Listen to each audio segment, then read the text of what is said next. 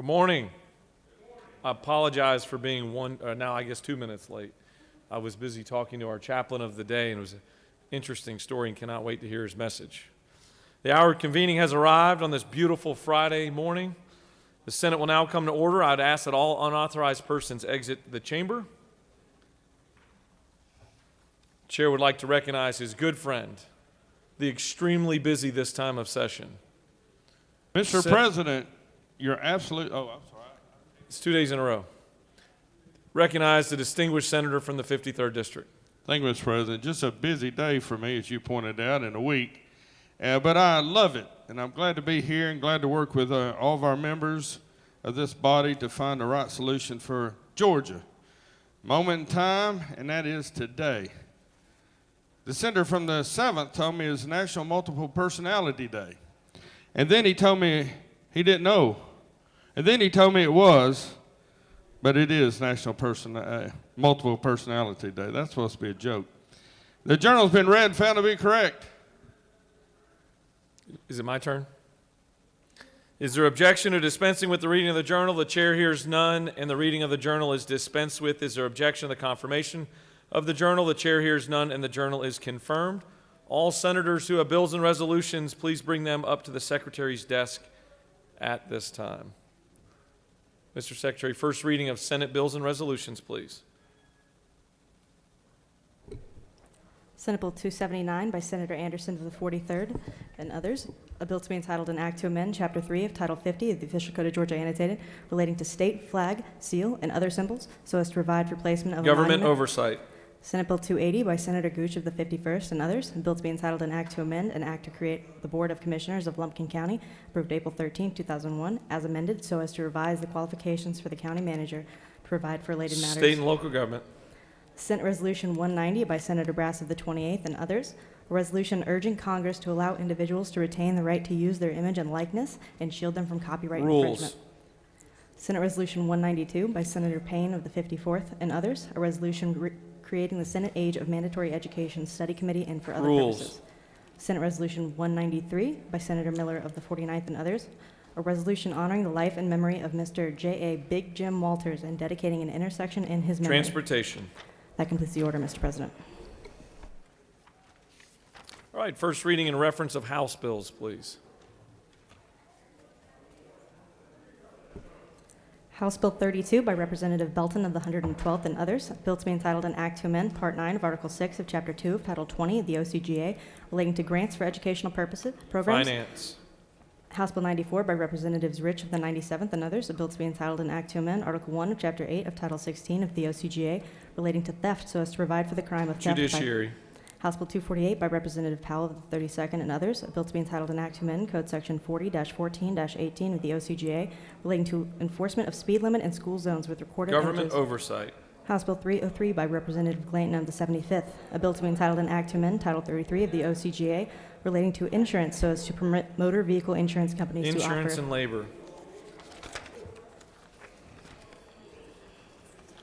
House Bill 322 by Representatives Widower of the 119th and others. A bill to be entitled an act to amend Article 1 of Chapter 11 of Title 15 of Title 19 and Article 2 of Chapter 5 of Title 49 of the OCGA relating to general provisions regarding the Juvenile Code, domestic Judiciary. relations. House Bill 334 by Representative Gullett of the 19th and others. A bill to be entitled an act to amend Article 2 of Chapter 6 of Title 15 and Article 1, Chapter 17 of Title 45 of the OCGA relating to clerks of superior courts and general provisions regarding notaries public. Judiciary. House Bill 355 by Representatives Widower of the 119th and others. A bill to be entitled an act to amend Article 5 of Chapter 6 of Title 12 of the OCGA relating to the Georgia Carbon Sequestration Registry so as to provide Natural resources. House Bill 363 by Representatives LaHood of 175th and others. A bill to be entitled an act to amend Title 16 of the OCGA relating to crimes and offenses so as to revise definitions relative to the protection of elder persons, to remove enhanced penalties for certain offenses against persons 65 years of age or older, or employees, agents, or volunteers of that long-term care facilities. Judiciary. House Bill 371 by Representative Gunter of the 8th and others. A bill to be entitled an act to amend Code Section 24-13-60 of the OCGA relating to order requiring prisoners' delivery to serve as witness or criminal defendant generally expenses. Judiciary. House Bill 410 by Representatives Lumsden of the 12th and others, a bill to be entitled an act to amend Part 2 of Article 2 of Chapter 12, Title 16 of the OCGA relating to bingo so as to transfer regulatory authority over bingo. Regulated industries. House Bill 470 by Representatives Washburn of the 141st and others, a bill to be entitled an act to amend Chapter 3 of Title 44 of the OCGA relating to regulation of specialized land transactions so as to provide that no plans are Judiciary. required. House Bill 477 by Representative Watson of the 172nd, bill to be entitled an act to amend Code Section 48-7-29.12, the Official Code of Georgia annotated relating to Finance.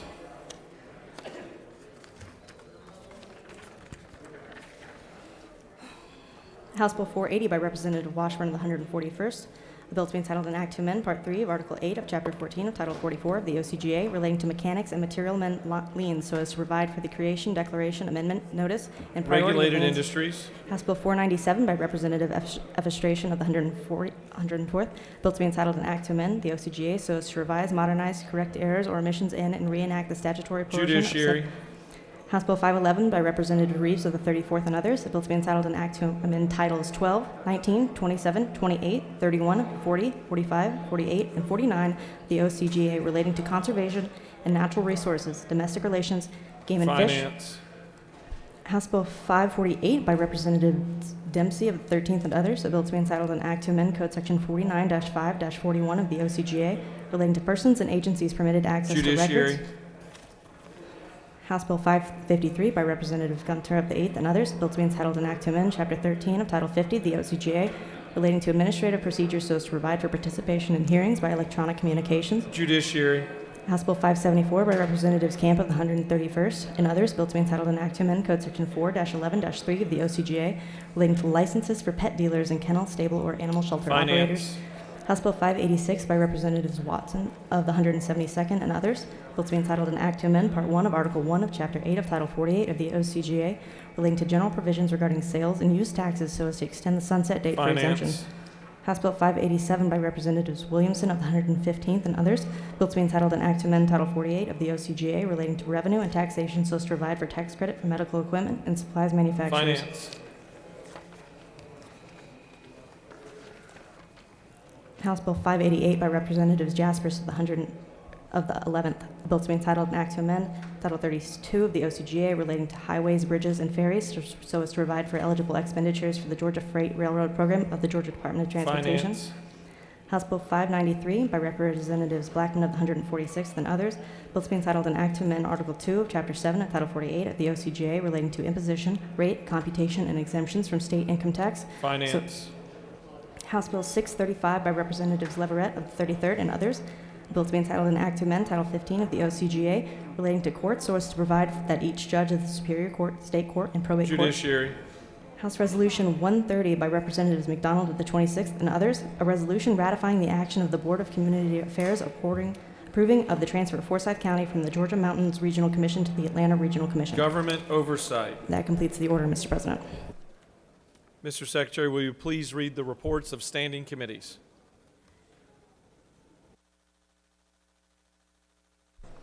Mr. President, the Senate Committee on Public Safety has had under consideration the following legislation. It's instructed me to report the same back to the Senate with the following recommendation. House Bill 367, do pass. Respectfully submitted, Senator Albers of the 56th District Chair. Mr. President, the Senate Committee on State and Local Government Operations has had under consideration the following legislation. Has instructed me to report the same back to the Senate with the following recommendation. House Bill 223, do pass. House Bill 253, do pass. House Bill 535, do pass. House Bill 546, do pass.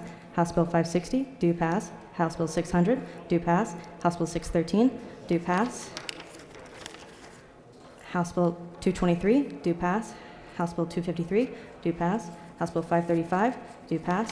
House Bill 546, do pass. House Bill 560, do pass. House Bill 600, do pass. House Bill 613, do pass. Respectfully submitted, Senator Anderson of the 24th District Chair. That completes the order, Mr. President.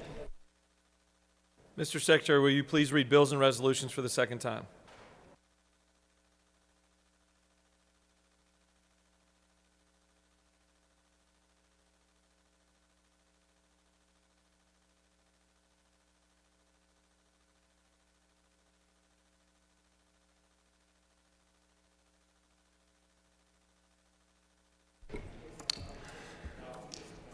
Senate Bill 98 by Senator Beach of the 21st and others, Georgia Freight Railroad Program and eligible expenditures, procedures, condition, and limitations for public and private financing of projects, provide. Senate Bill 106 by Senator Davenport of the 44th and others, education, multi-tiered systems of support, include wraparound services to be provided prior to expelling or signing a student in preschool through third grade of out-of-school suspension for more than 5 consecutive or cumulative days. Senate Bill 108 by Senator Davenport of the 44th and others, Commission for the Blind and Visually Impaired, create. Senate Bill 162 by Senator Beach of the 21st and others, Blue Ridge Judicial Circuit, additional judge of the Superior Court, provide. Senate Bill 164 by Senator Huffstetler of the 52nd and others, HIV test, modernization of HIV-related laws to align with science, provide. Senate Bill 197 by Senator Jackson of the 41st and others, stalking, the definition of place or places, revise. Senate Bill 199 by Senator Mullis of the 53rd, taxes on tobacco and vaping products, sale and delivery of tobacco products by licensed manufacturers located outside of the state permit. Senate Bill 202 by Senator Burns of the 23rd and others, elections and primaries, persons or entities that mail absentee ballot applications shall mail such applications only to eligible registered electors, provide. Senate Bill 213, Senator Harper of the 7th and others, contracts and purchases by public schools, payment on guaranteed energy saving contracts, proceeds from local option sales taxes collected for educational purposes, provide. Senate Bill 218 by Senator Walker of the 20th and others, vacation of office, suspension of compensation for certain public officers who are suspended because of indictment for a felony, provide. Senate Bill 225 by Senator Harbinson of the 15th and others, license plates, individuals who served in armed forces for an ally of the United States during active military combat, provide a veteran's license plate. Senate Bill 226 by Senator Anna Vitarte of the 31st and others, sale or distribution of harmful materials to minors. Provisions of Code Section 16-12-103 shall be applicable to libraries operated by schools, provide. Senate Bill 232 by Senator Harbin of the 16th and others, primary elections, unique barcodes on individual absentee ballots require. Senate Bill 234 by Senator Kennedy of the 18th and others, Georgia Uniform Medication Act, enact. Senate Bill 237 by Senator Harbinson of the 15th and others, license plates, specialty license plates supporting members of the United States Army Rangers, establish. Senate Bill 238 by Senator Strickland of the 17th, Code of Georgia, enactment of the Official Code of Georgia annotated revised provisions. Senate Bill 239 by Senator Harrell of the 40th and others, education, tuition, and mandatory student fees for students enrolled in a unit of the University System of Georgia calculated and assessed on a per credit hour basis, provide. Senate Bill 240 by Senator Harrell of the 40th and others, education, instructional program for students in grades 11 and 12, critical role elections play in democratic way of life, provide. Senate Bill 241 by Senator Dugan of the 30th and others, elections and voting, revised comprehensively. Senate Bill 47 by Senator Anderson of the 24th and others, agricultural commodity commissions, public hearings with online public comment opportunities, replace. Senate Bill 256 by Senator Burke of the 11th and others, county boards of health comprehensive reorganization, provide. Senate Bill 258 by Senator Harper of the 7th, certification of operators of water or wastewater treatment plants, registration fee for board-approved continuing education providers, provide. Senate Bill 260 by Senator Harper of the 7th, soil amendments exclude from regulation. Senate Bill 266 by Senator Harbin of the 16th and others, Save Girls Sports Act, enact. Senate Bill 276 by Senator Kennedy of the 18th and others, county law libraries, authorize the charging and collection of law library fees in county recorders courts and magistrate courts, allow county recovering authorities. Senate Resolution 134 by Senator Walker of the 20th and others, public officers, suspension of compensation, felony, provide, constitutional amendment. Senate Resolution 154 by Senator Orrick of the 36th and others, Joint Study Committee for Strengthening Georgia's Future Workforce, create. House Bill 106 by Representative Clark of the 147th and others, Georgia State Indemnification Fund, replace the term National Guard with the term Organized Militia. House Bill 156 by Representative Parsons of the 44th and others, military sharing of information, reporting of cyber attacks, facilitate. House Bill 208 by Representatives Chiokas of the 138th and others, state holidays, second Wednesday of February of each year as National Swearing-In Day in Georgia. House Bill 245 by Representative LaHood of the 175th and others, professions and businesses, podiatry, amend a provision relating to fingerprint and criminal background checks. That completes the order, Mr. President. All right, it's now time for our morning roll call. It is now time for our morning roll call. Are there any motions to excuse? Chair recognizes his good friend from Cobb County, the senator from the 33rd. Thank you, Mr. President, and good morning, y'all. I ask for unanimous consent to excuse the following senators from the 12th, 19th, 35th, 38th, and 36th for business outside the Capitol, sir. Without objection, the senators from the 12th, 19th, 35th, 38th, and 36th are excused. Are there any additional motions to excuse? Going once? Going twice? Sold. Oh, chair recognizes the senator from Forsyth County. Just came in under the gun, Mr. President. I ask for unanimous consent to excuse the senator from the 28th, please. Without objection, the senator from the 28th is excused. All right. Secretary will call the roll. Senators, signify your presence by voting the A switch. The secretary will unlock the machine.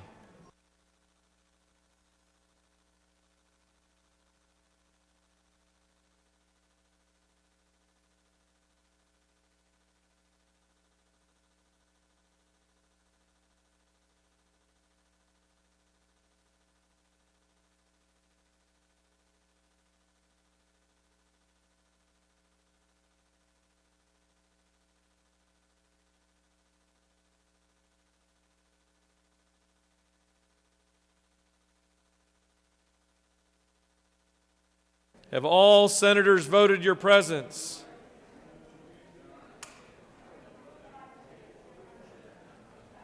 Have all senators voted your presence? Mr. Secretary, please close the machine. All right, it's now time for our morning devotional. And I'd like to ask that all senators please take your seats and cease all audible conversations. And I'd ask that our doorkeeper secure the chamber.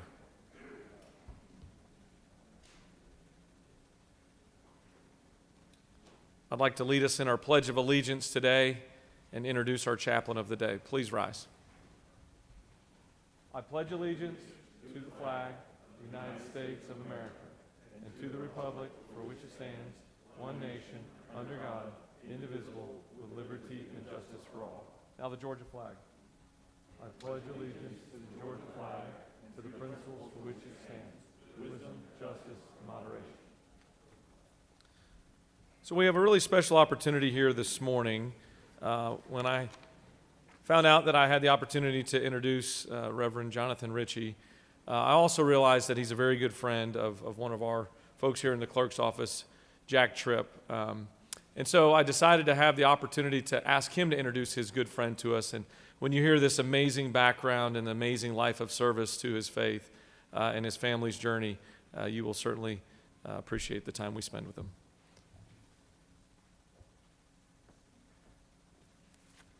Thank you, Mr. President. It's an exceptional honor to be able to introduce my father-in-law, the chaplain of the day today. The Reverend Jonathan Ritchie is a missionary and pastor with the Christian and Missionary Alliance. He was born in West Africa and has spent the majority of his life overseas. After getting his bachelor's in intercultural studies from Toccoa Falls College and his master's in intercultural studies from Columbia International University in South Carolina, John and his wife Jessie served overseas as missionaries for 30 years. He and Jessie have 2 children, a daughter Caitlin and a son Justin. He worked for 15 years in West Africa and has currently served for 16 years in Latin America. John and Jessie now live in Winder, Georgia, and they continue to teach and consult, working with Latin American missionaries, but serving wherever God is needed, God calls them. In his free time, John enjoys woodworking and ironsmithing and generally getting his hands dirty. He finds great satisfaction in helping his neighbors wherever he can. Ladies and gentlemen, the Reverend Jonathan Ritchie.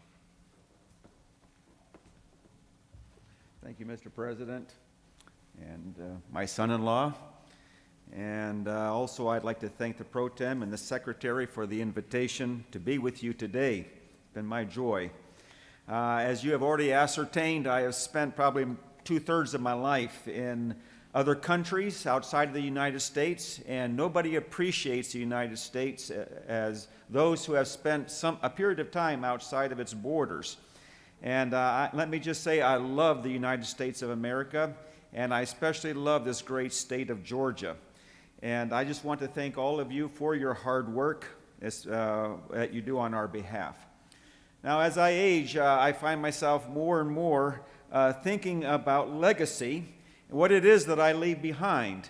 And for me, it's not a statue or a street or a building named after me, but it is a matter of how people remember me. How will I be remembered? And my wife will often look at me and say, "You're a good man, Charlie Brown." And she never says that in a moment when I have actually done something particularly outstanding. So I know that it has to do mostly with overall character. But what does it mean to be a good man, Charlie Brown? Well, it's easy to mistake greatness for goodness or with goodness. And if I were to sum it up in just one word, I would say it really means integrity, being a person of integrity. And although this word integrity is not easily found in the Bible, it is implied through the entirety of the Bible in words like upright and simplicity, truthfulness, being complete, sincerity, truth, being single-eyed, or holding your hand to the plow and not looking back, and many other such words. It's a life spoken of by the disciple Peter, where in 1 Peter 3 he writes, "Whoever would love life and see good days must keep their tongue from evil and their lips from deceitful speech. They must turn from evil and do good. They must seek peace and pursue it, for the eyes of the Lord are against those who do evil." I know that when my wife says, "You're a good man, Charlie Brown," she doesn't mean that I'm perfect. She, more than anybody, knows just how imperfect I am. But what she is saying is, "I trust you. I know your heart." A person of integrity is quick to ask forgiveness, seeks the best in others, and seeks to live a consistent life. That means who you are in public is the same person that you are behind closed doors in the privacy of your home, even when no one else is around. I've been blessed all my life to have been surrounded by people who are people of integrity. As a young man, my grandfather, for example, served his country, went to join the U.S. cavalry, fought skirmishes with Pancho Villa down along the Mexican-U.S. border. Then later went back, returned to his small hometown in western Pennsylvania, a small coal mining town, married my grandmother, raised 9 children in a small 3-room house. He was physically a powerful man, but would often be seen weeping as he would study the scriptures, as he was preparing a Sunday school lesson that he would teach on a Sunday in a small church that the family attended. He is best remembered as a man of integrity, a good man, Charlie Brown. When my father turned 18, he immediately went down to the recruiting office to join the war effort of World War II. And serving his country, after serving his country, he then went to study for being a missionary, a pastor, and fulfilled his dreams, going to Africa, serving God for 37 years, raising 5 children. 3 of us were born in one of those countries. And later, once he retired, continued to serve God and man, passing into eternity at the age of 92. A man who I would consider a man who is a man of integrity, a good man, Charlie Brown. And I could say the same for my father-in-law, who served 40 years in Peru, South America, and so many others. I have been blessed to be surrounded by a great cloud of witnesses. I realize that not everybody has this opportunity to have these kind of people in their lives who are examples of integrity. But whether we do or not, our goal should be to keep our eyes on Jesus, who I believe is the greatest example that we can have to follow. I have lived among people of many religions whose faith and practices are different from mine, but who greatly honor and respect the person of Jesus. Even his greatest detractors, the religious leaders of his day, could find no fault in him. And so they crucified him, not for something wrong that he did, but because he claimed to be the Son of God. And when he said, "It is finished" on the cross, he was saying that he faithfully completed everything the Father had given him to do. For me, living a life of integrity means walking in the footsteps of Jesus, striving to live the kind of life that Jesus lived, even when no one is watching. It's obeying the command of James 1:22, where he says, "Do not merely listen to the word and so deceive yourselves. Do what it says." May God help us in this day and every day to be men and women of integrity, examples to be admired by the people we serve. Will you pray with me?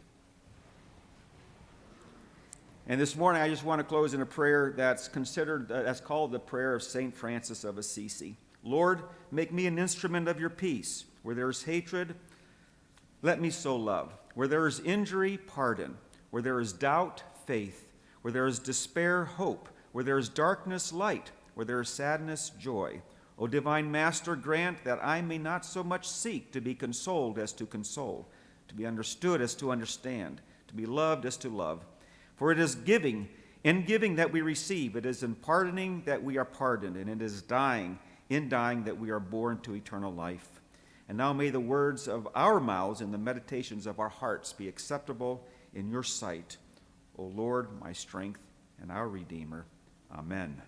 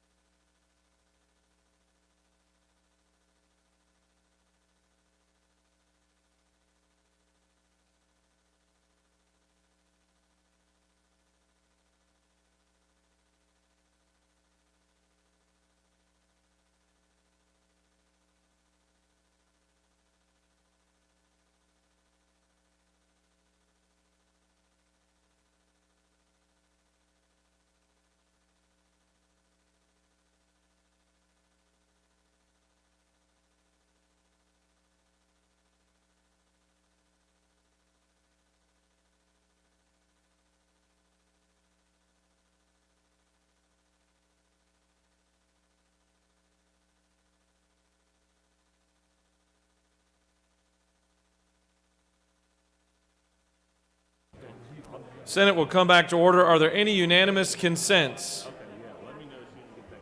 The chair sees none. Does any senator wish to rise on a point of personal privilege on this beautiful Friday? The chair sees none.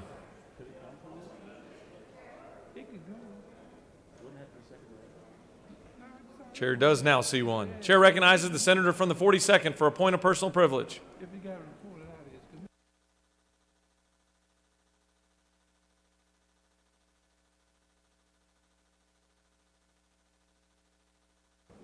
Chair recognizes the senator from the 42nd for the purpose of introducing the doctor of the day. Hello, sorry. Thank you, Mr. President, and good morning, colleagues. It is my honor to introduce our doctor of the day, Patrick Hall. Dr. Patrick Hall is an internal medicine physician with Kaiser Permanente. This is the fourth doctor I've introduced in the last few weeks with Kaiser, so we really owe Kaiser Permanente and the Southeast Permanente Medical Group a debt of gratitude. Dr. Hall is currently serving as the East Area Chief for Adult Primary Care. Dr. Hall hails from Greenville, South Carolina, received his medical degree at the University of South Carolina School of Medicine, and completed his internal medicine residency at Emory University. Dr. Hall has a passion for patient wellness counseling, for the prevention of chronic illness, as well as being an advocate for healthcare policy change that will result in improved health outcomes and quality of life for the people of Georgia. Outside of work, he enjoys exercising, travel, and discovering new music. Thank you, Dr. Hall, for giving of your time for the Georgia government today. Thank you, Mr. President. I yield the well. Thank you, Senator. Chair recognizes the senator from the 33rd for a point of personal privilege.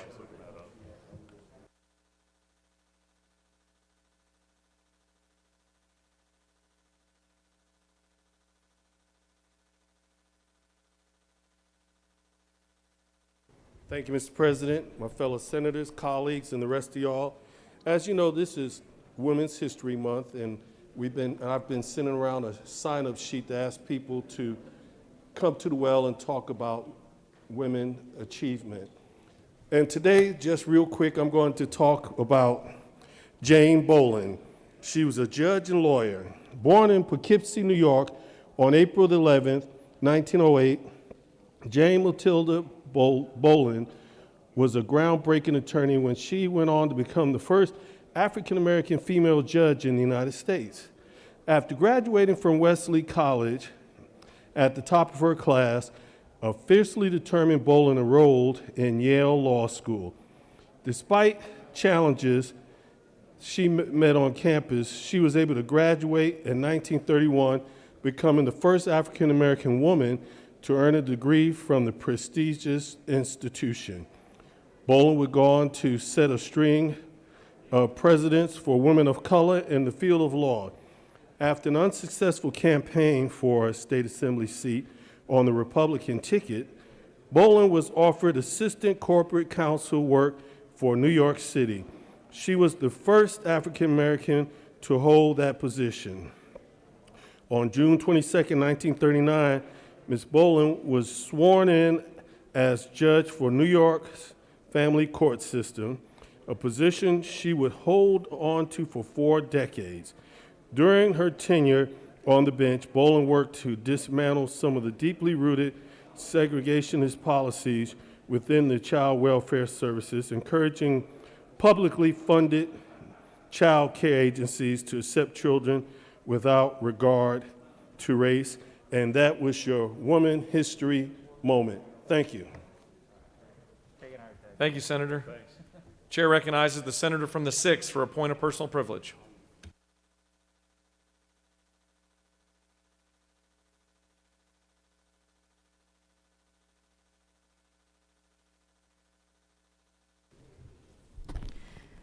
Thank you, Mr. President. So Facebook has been a good thing the last few years, because especially since I don't go home a lot. And what's been great is you log in and you're friends with people that were your childhood friends who you haven't seen in years. But they post pictures of their children, of their family, and so you kind of get to keep up with them. And it's really kind of one of the blessings of social media. But I think what's been hard the past year is logging in and seeing where many of the people you knew from growing up or their parents have succumbed to COVID-19.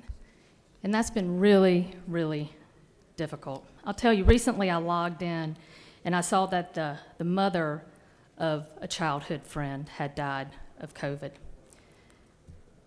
Sandy Stevenson Grimes. And I haven't seen Miss Sandy 20 plus years, but when I was growing up, she was the pretty mama. She was the one that was beautiful and was nice, and she was just an incredible person. And she was the widow, the mother of 3 children. And so when I saw that she had passed, it's one of these memories, a weird thing, because if you haven't seen anybody in a while, the way I remember her is how she was 25 years ago. And I was just overwhelmed for the loss of that family. But to be quite frank, since March 3rd, when we saw our first COVID case, there have been many families that have lost loved ones, probably many in this chamber. I think we're roughly at probably 18,000 souls in this state. Many of them are most frail and are most elderly. So, Mr. President, I would like to request the moment of silence for all the people in Georgia that have died from COVID-19. Senators ask us to rise and offer a moment of silence. Thank you. I yield the well. Thank you, Senator. You have a consent calendar of privileged resolutions before you. Does any senator wish to remove a resolution from the consent calendar? The chair sees none. Is there objection to adoption of the resolutions on the consent calendar? The chair hears none, and the resolutions on the consent calendar are adopted. Are there any motions to withdraw and commit? Chair sees none. You have a consent calendar of local bills before you. Mr. Secretary, are there any objections filed to any bill on the local consent calendar? For what Mr. President, there are no objections filed. For what purpose does the senator from the 17th rise? Mr. President, I ask unanimous consent to be excused from voting on the local consent calendar pursuant to Senate Rule 5-1.8D. Senator from the 17th is asked for unanimous consent to be excused from voting on the local consent calendar. Is there objection? The chair hears none, and you are excused from the vote. Is there objection to agreeing to the report of the Committee on State and Local Government, which is favorable to the passage of the bills on the local consent calendar? Chair hears none, and the report of the committee is agreed to. The questions on the passage of the bills on the local consent calendar. All those in favor vote yea, opposed nay. The Secretary will unlock the machine.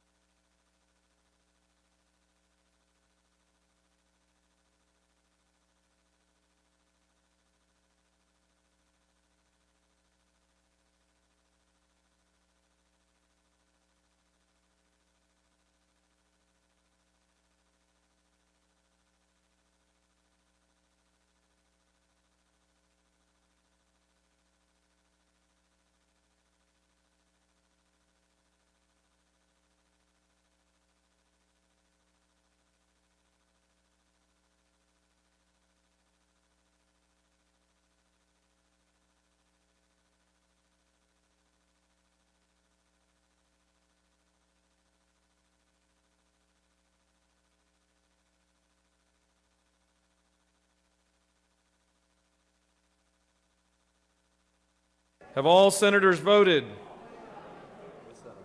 Have all senators voted?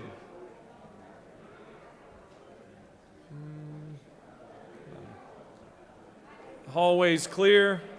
Mr. Secretary, please close the machine. On the passage of the bills on the local consent calendar, the yeas are 47, the nays are 1, and the bills having received the requisite constitutional majority are therefore passed.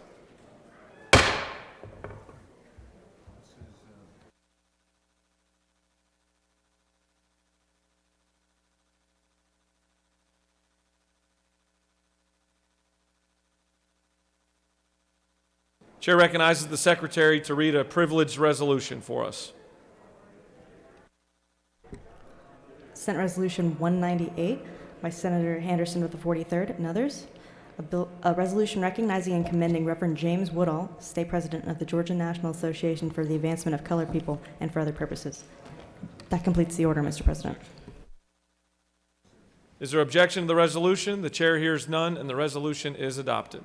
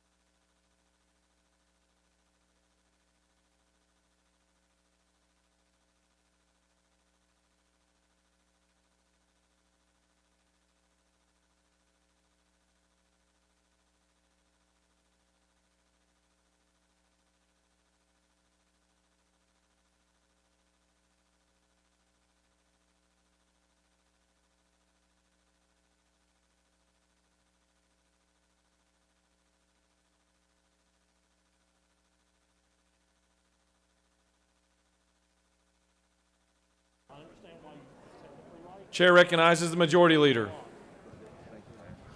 Thank you, Mr. President.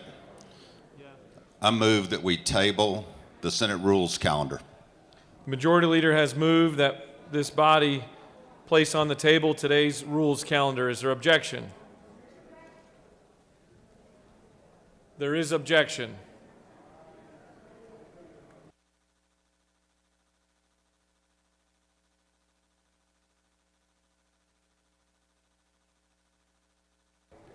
All right, we're going to vote on it. All those in favor of placing today's rules calendar on the table, vote yea. Opposed, nay. The Secretary will unlock the machine.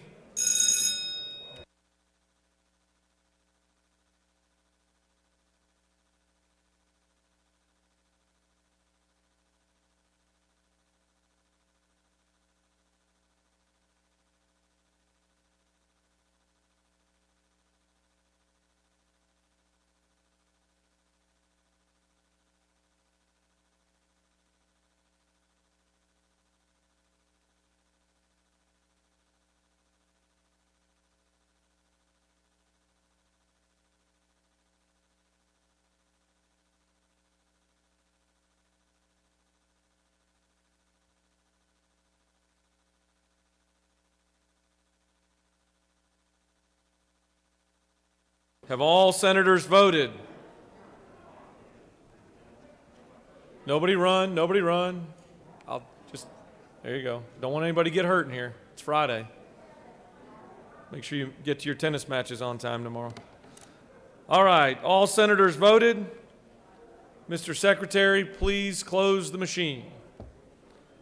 On the motion, the yeas are 32, the nays are 17, and this body has placed on the table today's rules calendar.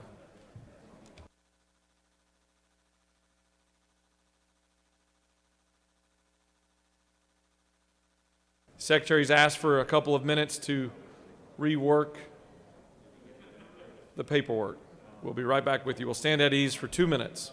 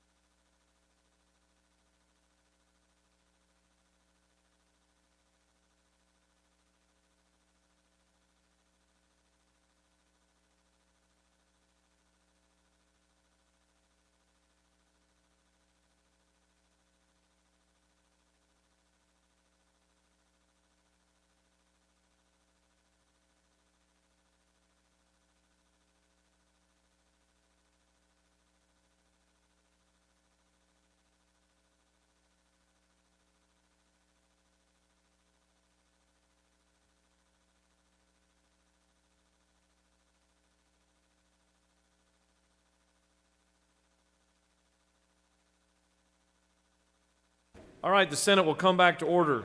You gotta go back to your desk. Your first bill, 255. We're going to move on to the rules calendar now. And the chair recognizes the rules chairman for a motion. Mr. President, I move to pull Senate Bill 255 off the table.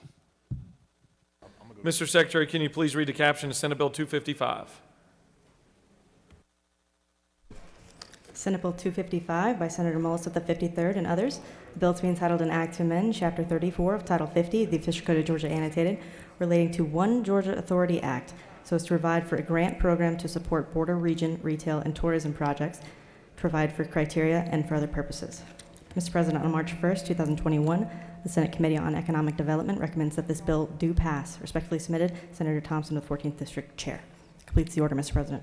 Senator from the 53rd has moved that Senate Bill 255 be taken from the table. Is there objection? Chair hears none, and it's removed from the table. The chair recognizes the senator from the 53rd to speak to the measure.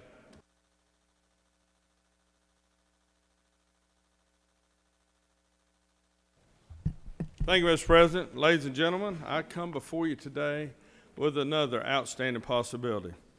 No, this isn't sports betting, which is a great possibility. This is the Border Regional Tourism Economic Development Act or program. Those of us that serve on the border of this great state, we compete with our neighboring states. And if you're next to Alabama, you're gonna compete with them just giving a company cash. Our Constitution won't allow us to do that. If you're near Tennessee, they're going to wow them with a border incentive program. If you're next to South Carolina, they're going to do the same thing, Florida as well, North Carolina too. So those of us that serve around the border, and I'm not going to get everybody, but you got the senator from the 1st, senator from the 3rd, the senator from the 51st, the senator from the 15th, the senator from the 2nd, the senator from the 29th, the senator from the 4th, and they're on, and the senator from the 8th. That's way down there. But we compete with our neighboring states often unfairly. This border incentive would help those of us that serve on the border to compete with the border that we serve in this state. I'll give an example. I'm gonna say it wrong just on purpose for my friend from the 28th, but I lost a Bass Pro Shop to Chattanooga, a Top Golf, 5 restaurants, other economic development scenarios, shops, businesses, all in 1 year because of their border incentives. So please help me, help all of us create hundreds of jobs by competing a little stronger against our neighboring states. Be glad to answer any questions, Mr. President.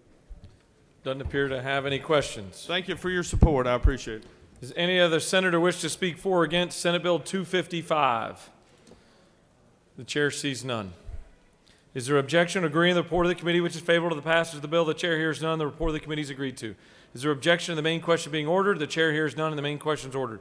Questions on the passage of the bill. All those in favor vote yea. Opposed, nay. The secretary will unlock the machine.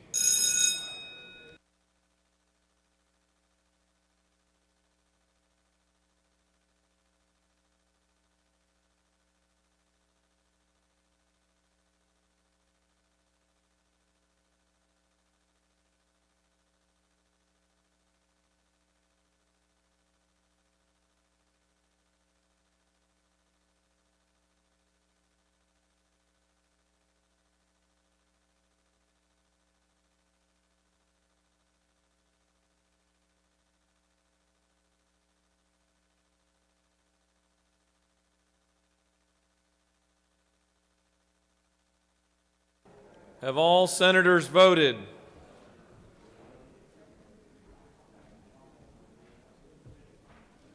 Have all senators voted? Hallways clear. Mr. Secretary, please close the machine. On the passage of the bill, the yeas are 47, the nays are 1. This bill, having received the requisite constitutional majority, is therefore passed.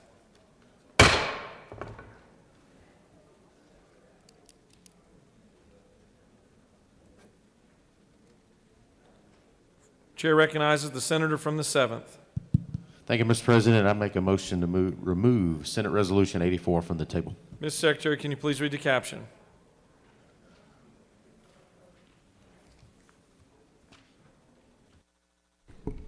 Senate Resolution 84 by Senator Harper of the 7th and others, a resolution creating the Joint Study Committee on Airport Infrastructure and Improvements and for other purposes.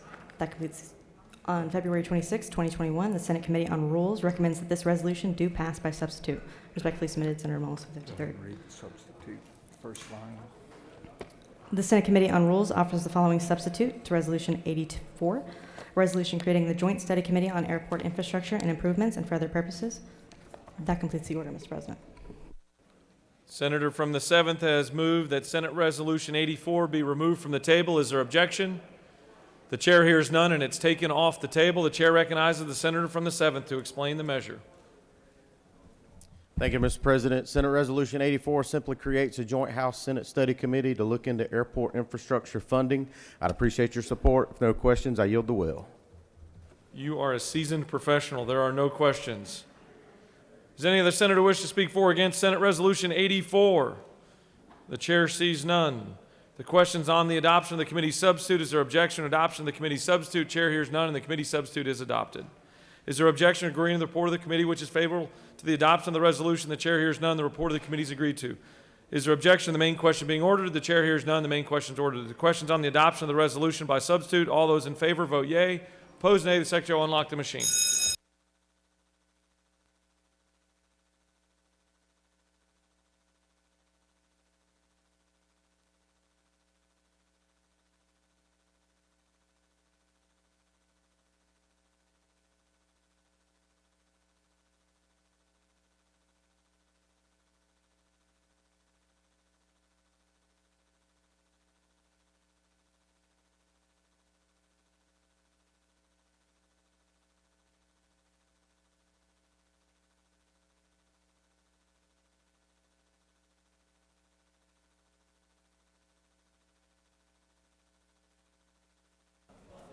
For what purpose does the pro tem rise? Parliamentary inquiry, Mr. President. State your inquiry. Mr. President, isn't it true that's the fastest we ever saw the senator from the 7th move a bill? I saw him chasing down lunch a few weeks ago a little faster. Have all senators voted? Have all senators voted? Always clear. Mr. Secretary, please close the machine. On the adoption of the resolution by substitute, the yeas are 41, the nays are 8. This resolution, having received the requisite constitutional majority, is therefore adopted by substitute.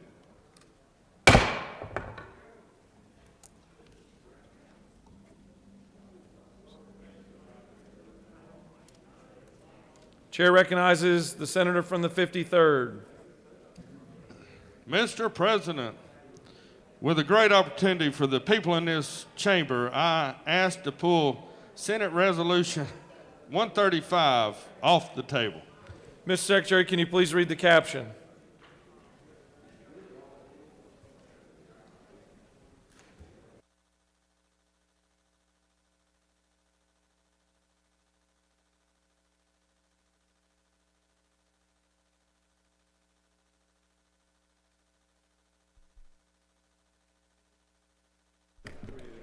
Senate Resolution 135 by Senator Mullis of the 53rd and others. A resolution proposing an amendment to the Constitution of the State of Georgia so as to provide for sports betting in this state, to provide for related matters, to provide for the submission of this amendment for ratification or rejection, and for other purposes. Mr. President, on February 25th, 2021, the Senate Committee on Regulated Industries and Utilities recommends that this resolution do pass by committee substitute. Respectfully submitted, Senator Cowser of the 46th District Chair.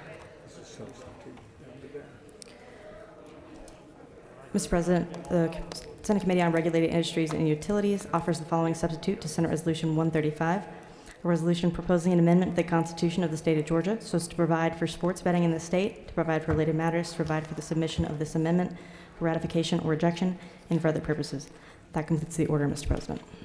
Senator from the 53rd has moved that Senate Resolution 135 be taken from the table. Is there objection? Chair hears none, and it's removed from the table. The chair recognizes the senator from the 53rd to explain his measure.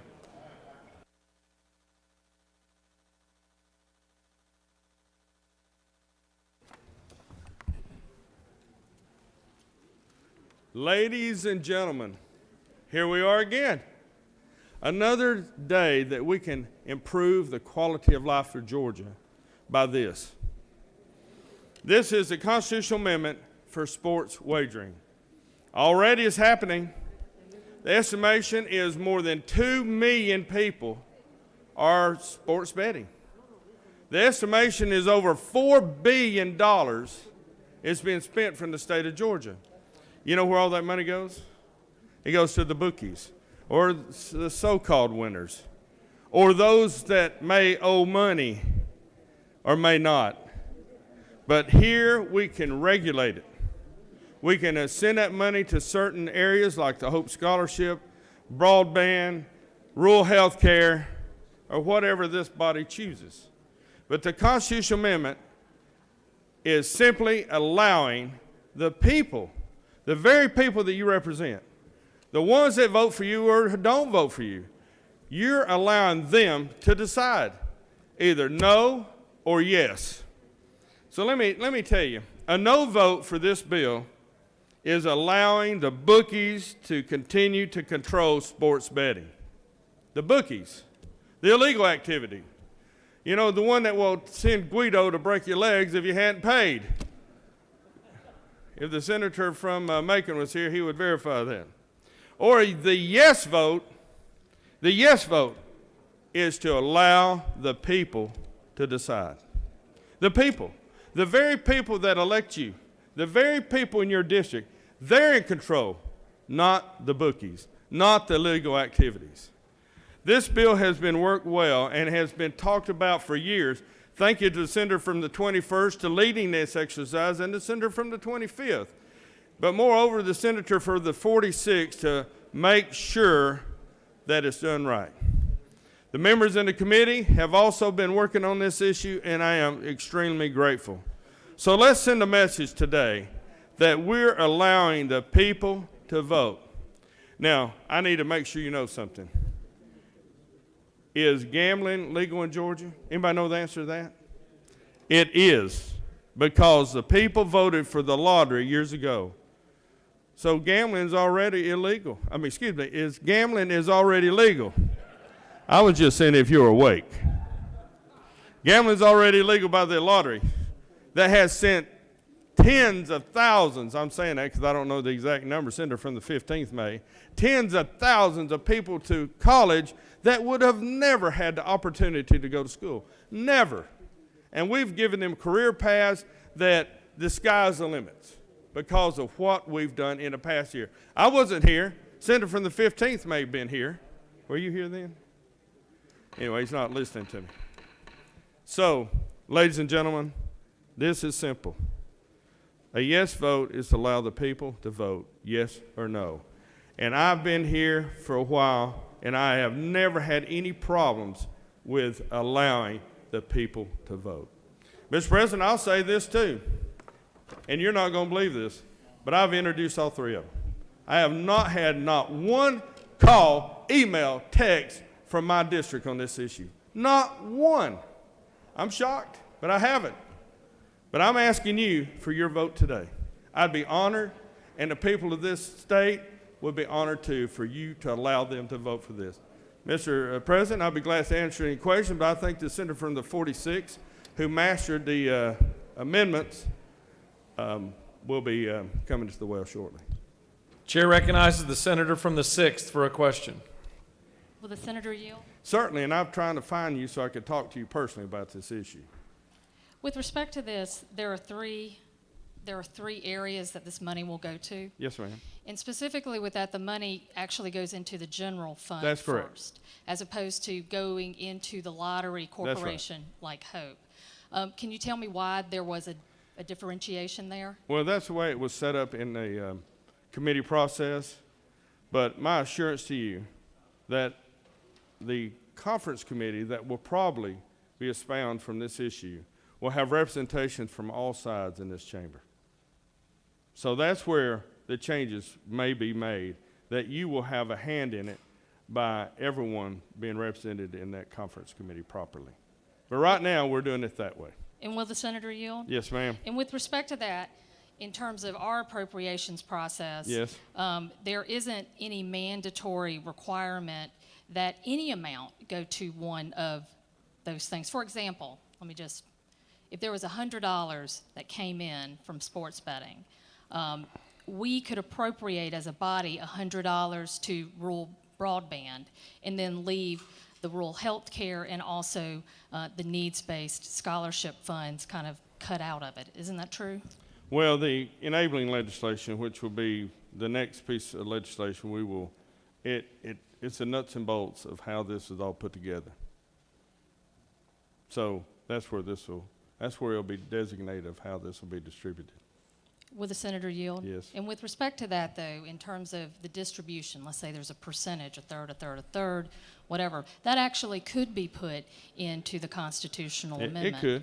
Okay, And thank you. look, I'm open to that as well. Thank you. Do you continue to yield? Sure. Chair recognizes the senator from the 5th for a question. Distinguished Chairman Ruel, Yes, sir. I love the way you said to let people decide. Yes. Our voter decide. That's Yes. great. I mean, and then where the money is going to go is fine. We are allowing people to decide whether they can gamble. Are we willing to? I don't like using that word, but continue. It's part of gamble, whether we don't like it or not. That's part of gambling. But anyway, let people decide whatever they want to do. That's right. Are we willing to put in a ballot, let people decide whether they can smoke marijuana? Well, marijuana is illegal, but the lottery is not. But we can put in some of the states. Sure. I mean, would you have one more question? I mean, there are a lot of states, they put in an amendment, in a constitutional amendment, let people decide. Are True. we willing to do that? Not for marijuana. I have But for no this further issue, I am. questions. Thank you. Because marijuana is illegal currently, and lottery isn't, or gambling isn't. You got to have a legal basis for me to vote for it. Oh, thank you. Thank you. No further Good question. Chair recognizes the senator from the 33rd for a question.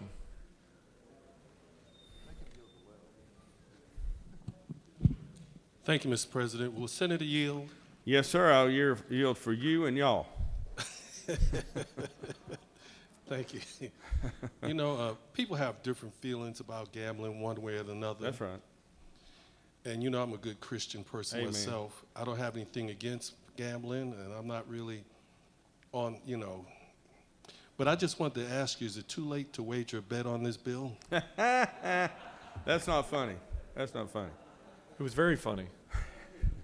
Chair recognizes the senator from the 41st for a question. See, I'm still hazed, and I've been here a while.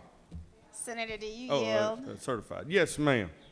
So I'm a freshman, so I have some learning to do. Can you tell me, what is the Health Care Equality Fund? That would probably be for rural health care. What is it? Do you further yield? Sure. What does it do? Does it give money to the hospitals, or does it help individuals? I just don't know anything about this fund. It would probably go to the rural hospitals, I would say. But I'm not extremely sure. The senator from the 46th, and I'm going to keep yielding to him, he'll put that in there, and he'll give you a great explanation. Okay. Thank you, Senator. Hey, thank you for the question, and I enjoy working with you, too. You have no more questions. Ladies and gentlemen, I would appreciate your vote to allow the people to vote for this issue. Thank you. Chair recognizes the senator from the 46th to speak to Senate Resolution 135.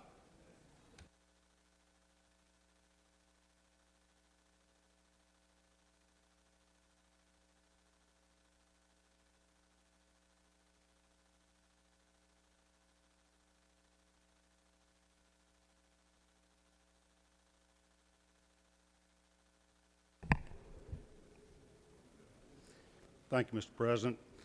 Ladies and gentlemen of the Senate, pleasure to be with you today to discuss this issue. This has been bouncing around in the legislature for the last couple of years. The reason it's just now become something that states are addressing is because there had been a federal prohibition on sports betting in all the states. When that bill was passed that prohibited sports betting, it excluded or grandfathered in the state of Nevada, which is why you've always had sports betting out in the casinos in Nevada, but not in any other states. The state of New Jersey, which also has casinos, challenged that law and said it was unfair to them, that only Nevada could have sports betting and get all the tourists to go there to place their wagers for Super Bowl and March Madness, et cetera. And so they wanted to be treated equally to other states. And lo and behold, in 2019, the U.S. Supreme Court struck down the law that prohibited sports betting in the states, with the exception of Nevada, and I think Oregon was also excluded. So since then, you have seen a number of states passing bills if they think they're appropriate for their states to permit sports betting. Now, Georgia's constitution prohibits gambling, casino gambling, pari-mutuel betting on horses, et cetera, except the carve-out that we had for the lottery. And the lottery tickets are gambling. All the scratch-offs are gambling. The multi-game draws are, multi-state draw games are gambling, and we allow that. The senator from the 6th had a question about where the proceeds can go. In our Constitution that sets up the lottery board, it designates the only areas those monies can be expended, and it's for educational expenses, technology, and of course the Hope Scholarship and pre-K programs. So if we were to leave the Constitution intact and try to do an end run and just modify the lottery statutes, the proceeds have to go to Hope Scholarship and pre-K. Now, there's a lot of legislators that see there are other needs and would like to, if we're going to expand the gaming in the state, be able to address some other needs of the state. And that's why on this constitutional amendment on lines 84 really through 97, it lays out the 3 areas that sports betting proceeds, the profits derived from this operation, can be used only for 3 things: need-based scholarships, rural health care services, and the development of broadband services in our state. And we reference existing laws and acts and programs where we are currently addressing those needs. I don't know if I fully comprehended the question, but I think it was, well, does this force the legislature to spend the money on these areas? I think there at line 82, that is certainly the intent. These expenditures, if you pick up on line 82, shall be appropriated by the legislature. Not may be, shall be, but it leaves us to do this under the normal appropriations process. Now, you could designate a specific percentage of each of these areas where the money would go, but I feel like we ought to let the legislature have a little latitude there in deciding what's most important to us. We have spent a lot of time in economic development activities in this state, trying to get everybody on an equal footing. In the Regulated Industries Committee, we've been focused on expanding broadband availability throughout the state. But we're seeing a lot of federal funds flow in right now for those purposes. And it is a problem that we certainly hope that we will solve. It may take us some years, but if we're doing our job, we're going to get broadband out to all areas of Georgia. Once we've done that, we may no longer find it necessary to keep appropriating money to that problem. Same thing with rural health care. We got a problem, and we know it. And you know, Senator from the 1st will tell you the Health Committee, Health and Human Services, spent enormous energy trying to figure out how do we level the playing field for the rural parts of our state in the medical arena. Well, hopefully we solve that problem also, and maybe in the future we will no longer need to be dedicating funds to there. Or maybe we as a legislature decide that's more pressing to us right now than needs-based scholarships or development of broadband. It gives us that flexibility. You'll notice number A, the first priority for me was need-based scholarships. We are not providing those in this state, and it's something we need to do. So if we were to pass this enabling legislation without amending the Constitution, we're not addressing these 3 problems. By mandating it in the constitutional amendment, that's where the proceeds from sports betting profits will go. We are addressing three of what I see are our most pressing needs, and we're leaving ourselves the flexibility through the appropriations process to determine what amount of money to dedicate for each of those three needs. I know that a lot of people, I have complained over the years that our ballot initiatives, when we propose a constitutional amendment, the question on the ballot maybe doesn't fully let you know what you're getting into as a voter. And I think that's wrong to do. And so I spent some time on the ballot question that's down on lines 114 through line 117, explaining what it is we're doing here. And it specifically provides that these proceeds will be used for needs-based educational funding, rural health care services, and the deployment of broadband to unserved areas of our state. I think this is the fairest way to present it to our voters. Many people have asked, why do we need a constitutional amendment? Well, the reason we need to is because this is not currently permitted under our state constitution. There is an argument, a workaround being used that, well, we're really just going to call this a lottery game. Sports betting's a lottery game. Well, if it was, we could have been doing it for years, as long as the lottery wanted to propose these games. We're making it clear that our citizens are deciding whether or not they want sports betting in this state. Senator from the 21st had a study committee on all forms of gaming the summer before this, and we had presentations from casino gambling interest, from horse racing interest, from sports betting interest, lottery folks, and he had the Legislative Counsel's office give us an opinion. Does sports betting require constitutional amendment? And our Legislative Counsel's office says yes, it does. Many of the presenters in the Regulated Industries Committee where this bill came through agreed with that, or would say, well, there's some question, some argument can be made, but even the proponents of sports betting agree that it's cleaner and uncontroversial to let the voters decide. And I know there are many of us that have qualms about this. Where does this lead the state of Georgia? Is it good for our culture? Is it good for our citizens? Is it good for the vulnerable population that might get themselves into financial trouble through this? For those that share those concerns, this is a way to make sure we're not imposing our will on the state without letting them be heard and decide. By putting it on the ballot as a constitutional amendment, it lets us have a referendum of our citizens. Are they in agreement that this is something we can do? And I think that's one reason this is first on our rules calendar today before we even deal with the enabling legislation. Now, we've spent a lot of time addressing the enabling legislation, but I'll be the first to tell you, if 2/3 of this body doesn't support it, well, then I won't be supporting enabling legislation to permit it to override the will of the people, essentially, to amend this Constitution. I think that answers the questions. There was one other question out there. You had one, Senator from the 5th, about legalization of marijuana or whatnot. I mean, that's just a completely different subject matter, but it's the same process. You know, that's something that we would want to do by constitutional amendment and let the people decide if we ever get to that point, rather than us as a legislative body impose our will upon them, depending on the times as they might be. So I believe that lays out the framework. I'm happy to answer any questions, Mr. President, or I'll yield the will. You have no questions. Thank you, Mr. President. I yield the will. Ms. Secretary, will you please read amendment number 1?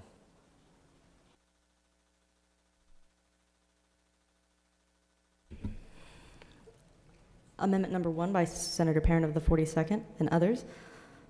Amend LC 364720S, Senate Resolution 135, by striking need on line 84 and replacing it with at least 50% to need, and striking lines 86 and 87 and replacing them with College System of Georgia or eligible private colleges and universities. That completes the order, Mr. President. Chair recognizes the senator from the 42nd to speak to her amendment.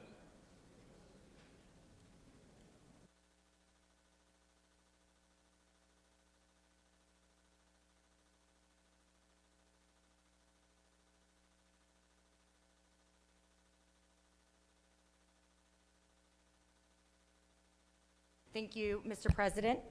My amendment, right now, the way the bill is structured, it says that the monies generated by the new program would go to rural healthcare, broadband expansion, and needs-based Hope Scholarships. And all three of those are very worthy projects. They are all areas where I think we all agree that we would like to dedicate some money.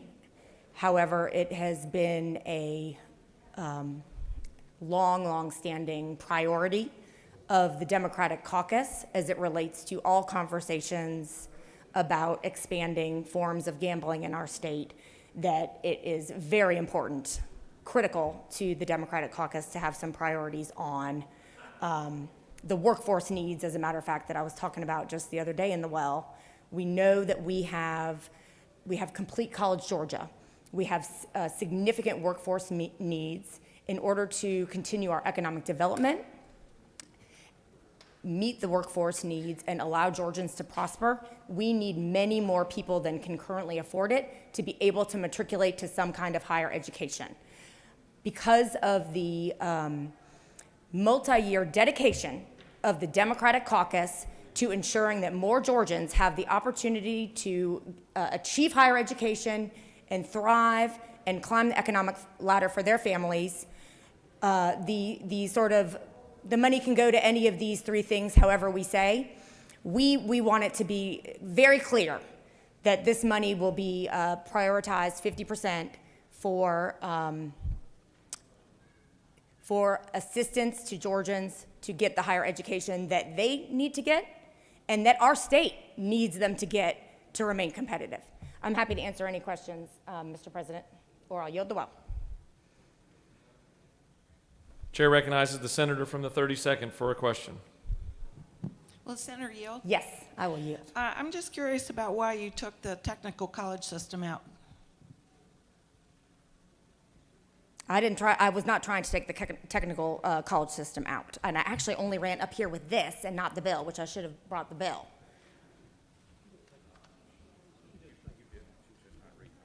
Oh, yeah, the word I'm hearing around me in my ears is that it has not been taken out. We would not want to take out the technical college system. Thank you for clarifying that. You have no more questions. Thank you, Mr. President. I'll yield the well.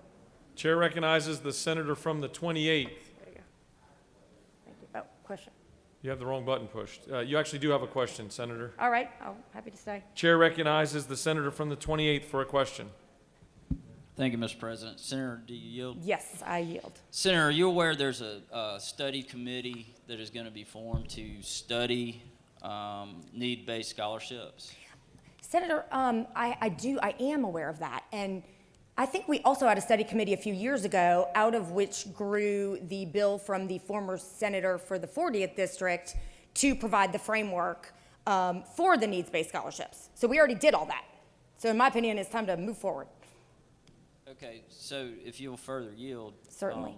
What's the purpose of us doing another study committee and then we're going to come in and make these types of changes and basically go all in when we haven't? I mean, I don't remember studying it. We studied it. Well, let's call up the former senator from the 40th. I think he was down here a few weeks ago. I saw him working on this very issue or having some conversations about it.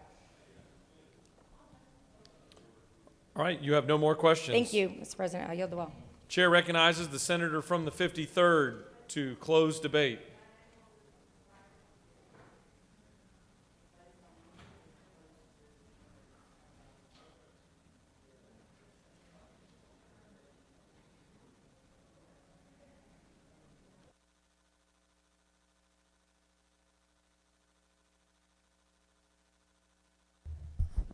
Thank you, Mr. President. You know, I don't like to use the words needs-based. There's another name for that. Anybody know what that is? Huh?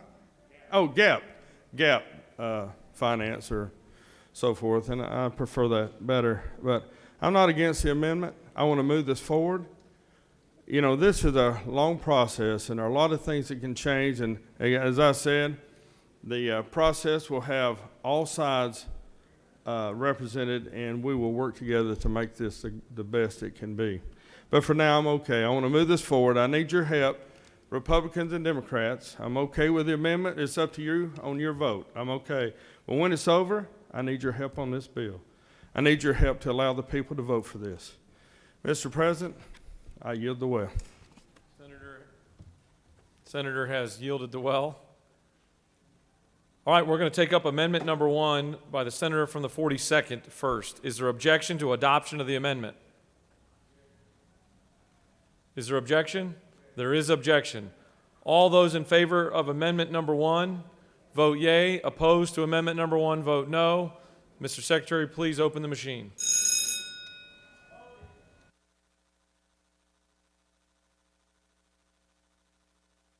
For what purpose does the senator from the 36th rise?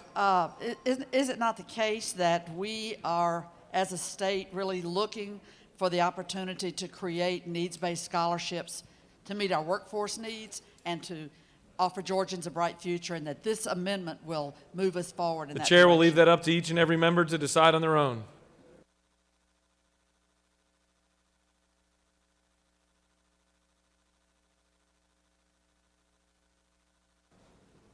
Have all senators voted?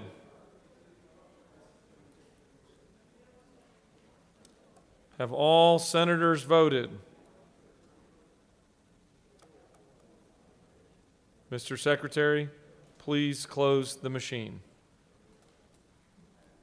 On the adoption of amendment number 1, the yeas are 29, the nays are 21, and the amendment is adopted. All right.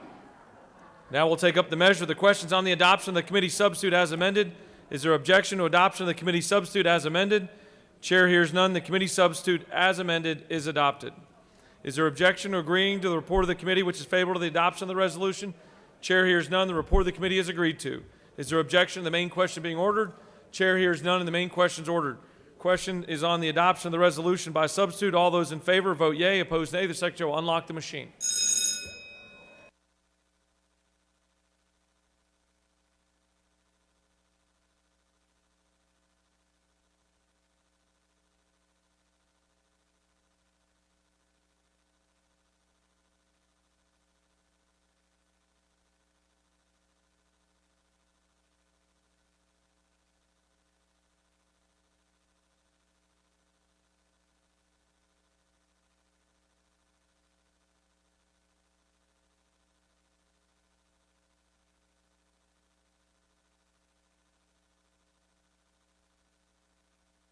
Have all senators voted?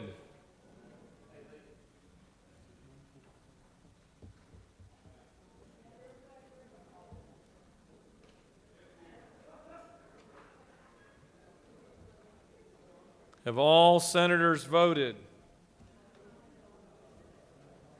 Hallway clear. We got a thumbs up. Mr. Secretary, please close the machine. On the adoption of the resolution by substitute, the yeas are 41, the nays are 10. The resolution, having received the requisite 2/3 constitutional majority, is therefore adopted.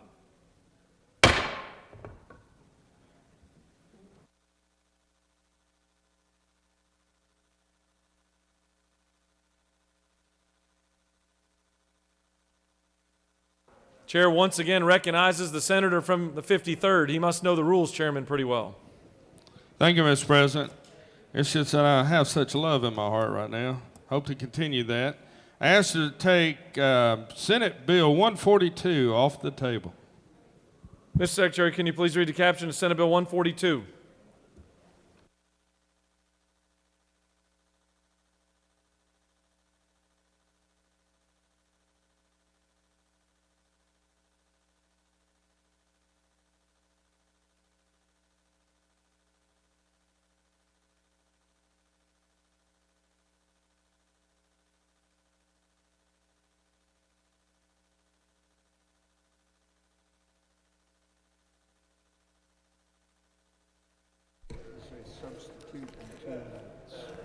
Senate Bill 142 by Senator Mullis of the 53rd and others, a bill to be entitled an act to amend Chapter 27 of Title 50 of the OCGA relating to lottery for education so as to provide for the lottery game of sports wagering in this state, to provide for and revise certain definitions, to provide for oversight of such lottery game by the Georgia Lottery Corporation and its Board of Directors, to amend Chapter 8 of Title 48 of the OCGA relating to sales and use taxes so as to exempt wagers placed as a part of the lottery game of sports wagering and for other purposes. Mr. President, on February 25th, 2021, the Senate Committee on Regulated Industries and Utilities recommends that this bill do pass by committee substitute. It's respectfully submitted, Senator Cowsert, with 46th District Chair. Following substitute. Senate Committee on Regulated Industries and Utilities offers the following substitute to Senate Bill 142, bill to be entitled an act to amend Chapter 27 of Title 50, the Official Code of Georgia annotated relating to lottery for education so as to provide for the lottery game of sports wagering in the state, to provide for and revise certain definitions, to provide for oversight of such lottery game by the Georgia Lottery Corporation and its Board of Directors and for other purposes. Amendment number 1 by Senator Cowsert with 46. Amend the Senate Committee on Regulated Industries and Utilities substitute to Senate Bill 142, LC 364721S by replacing an effective date with a contingent effective date on line 13, and by replacing lines 1034 and 1035 with the following, and for other purposes. Amendment number 2 by Senator Rahman of the 5th, amend LC 364721S, Senate Bill 142, by striking line 402 and replacing it with, there is no maximum limitation, provided, however, that at least 1/3 of all licenses shall be issued to a minority business. That completes the order, Mr. President. Senator from the 53rd has asked that Senate Bill 142 be taken off the table. Is there objection? Chair hears none and it's removed from the table. The chair recognizes the senator from the 53rd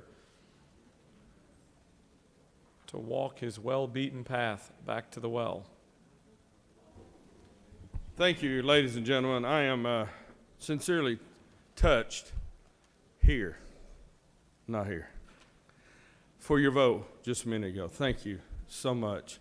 That was a big statement, and I'm grateful.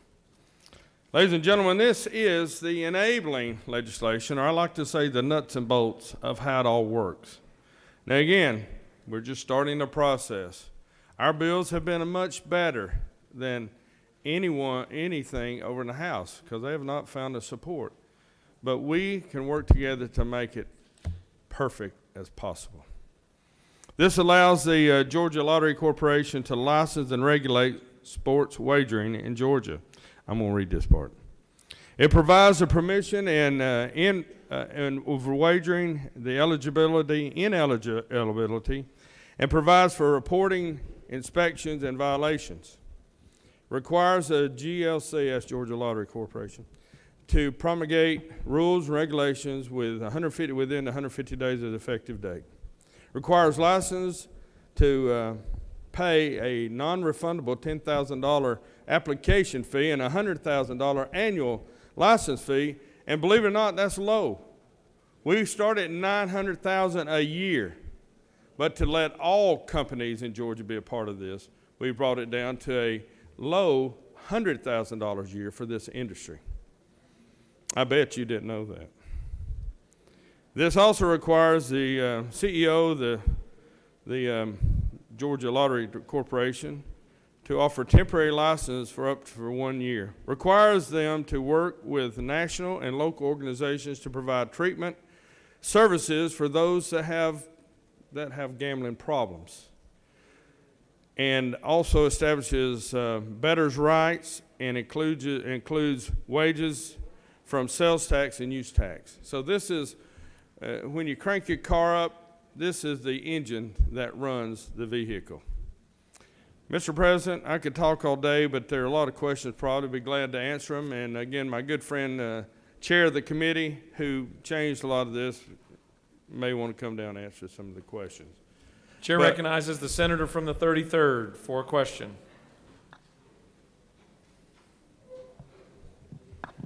Will the senator yield? I will, from a good friend from Cobb County.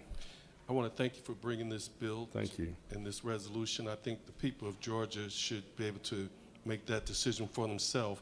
But just for clarification, Yes, sir. this is betting on professional sports, not college sports or a frog jumping contest in downtown Chickamauga on a Saturday night.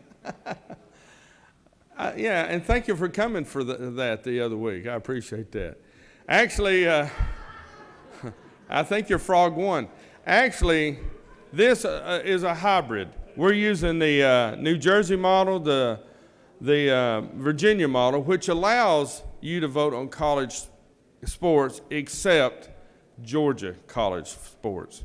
The university systems here in Georgia did not want that, so I accommodate them. Some of our members didn't like that, but you can vote on college sports except the universities and colleges from Georgia. Now, where in the big sports you can bet on how many times they're going to throw the ball.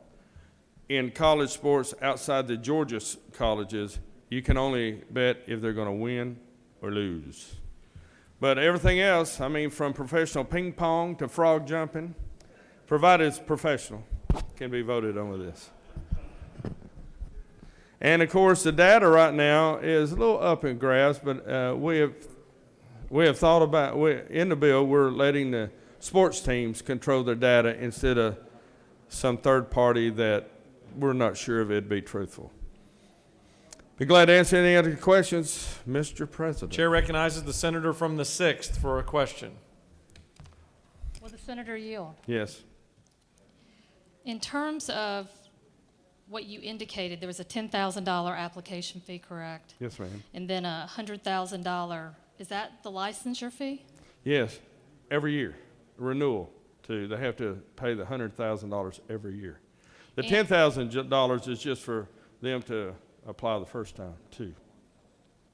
Will the senator yield? Yes.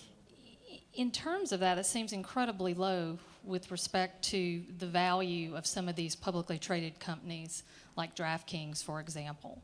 They make hundreds of millions of dollars off sports betting, isn't that correct? It is. And isn't it true in Pennsylvania, the annual license fee, I believe, is it 10 million? I wouldn't doubt it. I'm not familiar with that, but this is low. Now, Senator, with all respect to everybody here, I want to pass this bill. I'll work with all of us as it continues moving forward to get the right temperature, the right number. We were at 900,000 at the beginning. We've made it this low where Georgia companies would be a part of it, for minority companies to be a part of it. But I am open-minded as this bill moves forward. And again, you're going to have equal say on this because all sides in this chamber will be represented on the conference committee on our side. I doubt I'll have equal say, Senator, but okay, yeah, why in terms not? of that, isn't it true also that Pennsylvania charges 36% in terms of the tax? As the senator speaks, and we're going to go up on ours. That's a negotiating point right now, and I had a conversation with the senator from the 5th about that. Thank you. Thank you for your questions. You have no more questions. Okay, ladies and gentlemen, I need 29 of you, and I need you badly. I love you forever, but I love you more if you vote for this bill. Thank you, Mr. President. I yield the will.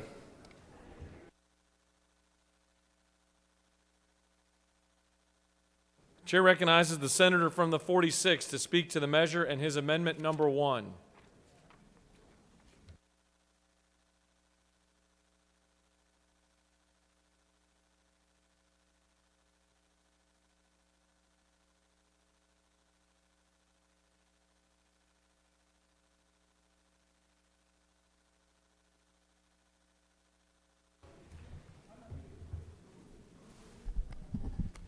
Thank you, Mr. President.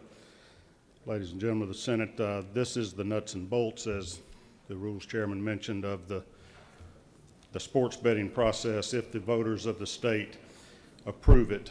I'll speak quickly to Amendment number 1. That's what it says, is that this enabling legislation we're looking at today, setting up the regime of licensing and regulation of sports betting, only becomes effective after the voters have passed the constitutional amendment we just presented to them. So that makes it clear that this enabling statute would not get go live, let's say, until January of 1st of 2023, provided that the voters of Georgia approve. A couple of points I'll address just to clear up some people's questions about this. This has been an issue under debate in many states. I hear different numbers. The last number I heard was 20 or 23 states have either passed it or are on the verge of passing sports betting as they're reacting to that U.S. Supreme Court decision. They've done it different ways. Some states have land-based casinos, and they only allow this type of betting in those casinos. Others, like Tennessee, are not going to allow any land-based facilities for sports betting. Everything is going to be online through your telephone, through an application to do it that way. Some have hybrids of that. I've spent some time, because I got very interested in our lottery and the way we were processing the different bets we take through the lottery and the take that the state had from that over the years, and began attending some conferences of the National Conferences of Legislators from Gaming States, called Nickel-G's. So I absorbed a lot of information about both sports betting, horse racing, casino betting, lotteries, through going to those. And what I attempted to do here, through working closely with the author and all the interested parties in the hallway, both the gaming companies, the vendors that provide the machines, the professional sports leagues, the university system, other people that have an interest in this, in trying to distill the best ideas of other states and people in this state that are connected.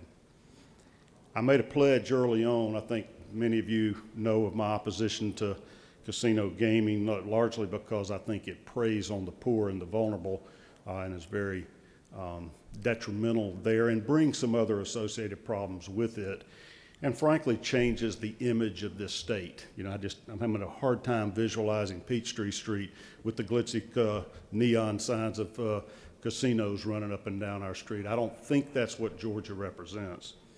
But I feel a little bit differently about the sports betting. It's something that is not based in facilities. It doesn't have associated crime with it, and it doesn't have near the competitive problems that we introduce when we have casino gaming. I made a pledge, though, to the faith community and those that are morally opposed to gambling, that I was going to make sure there were a couple of things in this bill. I wanted to make sure we protected our young people from succumbing to this.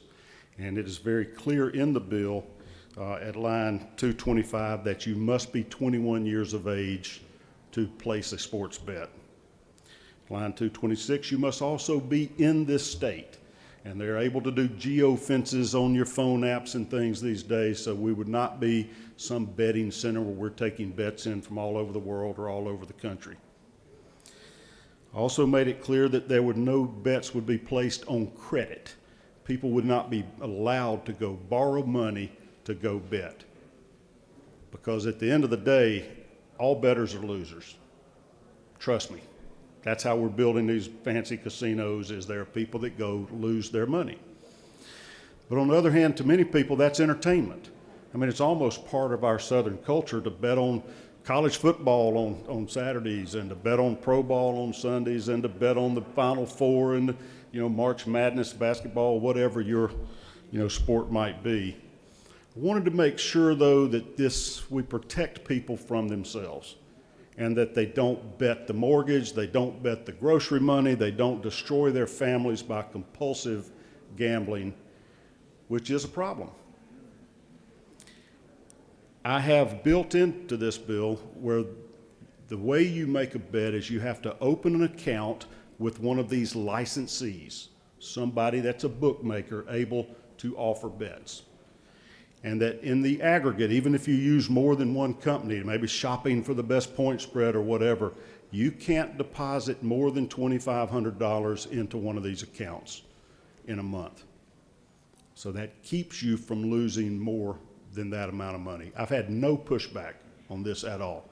That's actually a lot higher number than I'm comfortable with. You could lose a lot of money losing that much per month. Doesn't limit the amount of any individual bet, but it's to keep people from spending money that they can't afford. Give them the freedom if they choose. This is their way they want to entertain themselves, but don't let them lose the mortgage payment. We made it clear you can't use a credit card to make a deposit in one of these accounts. You can use Venmo, you can use PayPal, you can do a wire transfer from a bank, you can write them a personal check, you can deposit cash, but you can't borrow money on a credit card or charge a credit card of any type to fund this activity. Also built in here where it has to be fair to the bettors, where the bookmakers have to tell you what your chances of winning are. What are the odds? Because a lot of these bets are long shot bets. And the bookmakers, we'll call them, I want to say casinos, but these don't have to be a casino to enter into the sports betting business, have to fairly apprise you of what's your odds of recovering and what's your payout going to be. So you go in it with your eyes wide open, what your chances of success may be. Just like our Georgia lottery, if you ever play that, if you're enough of a risk taker to buy those scratch-off tickets, you flip around on the back of it, and every one of them, we require them to tell you you've got a 1 in 1.2 million chance, or whatever the odds might be, of winning that. We're going to make certain that the casinos treat people fairly. There were some questions by the senator from the 6th about the amount of these license fees. Couldn't we gouge more money out of these sports bookmakers that want to offer their services in our state? Yeah, we could. But when you do that, you limit the number of people you're allowing to compete in this area. And the original bill said at least 6 licenses. I hadn't looked it up, but I'll bet you, if we pass this bill, I might be allowed to. I will bet you that there's about 6 companies in the business right now, and they built this in the bill to make sure each one of them gets one of the licenses, and maybe nobody from Georgia ever gets to participate in this enterprise. By reducing the amount to $100,000 per license, it allows Georgia businesses to offer sports betting if they want to, and not just Las Vegas, Nevada businesses or national companies from out of state taking our money. There are a number of other provisions to guarantee the soundness of the companies. If that's the reason for the license, is to make sure they're big, financially sound companies, the better way to do it is to require these companies to have reserves available to pay their bets. And we're requiring each licensee to have a $5 million bond and enough cash reserves in the bank set aside to pay all the wagers that they take. That's the real reason to vet these businesses, to make sure that any Georgia citizen that happens to place a bet will get paid the returns on that bet. There are numerous other details of the bill. I will say that I am not fond of Amendments 2 or 2A that start trying to carve out minority set-asides for these licensees. And I just want to give you an observation on that has occurred to me over the last couple of years. Our demographics are changing rapidly. Supposedly, by 2030, everybody's going to be a minority. There will be no racial group that is more than 50% of our population. How do we deal with that? You know, is this aimed for African American set-asides? It says minority. You know, if we're going to do that, you're going to have a situation where, you know, we've got 20% Hispanic population, 40% white population, and 40% African American. Every one of them is less than 50%. I don't think it's workable to do this, and I don't think it is wise for us to do it. So I would oppose Amendments 2 and 2A, but I would strongly encourage Amendment 1 to pass so that we can leave this in the hands of our voters. Mr. President, if there are no questions, I'll yield the well, but I'm happy to take questions if anybody has them. You have no questions. Thank you, Mr. President. I yield the well.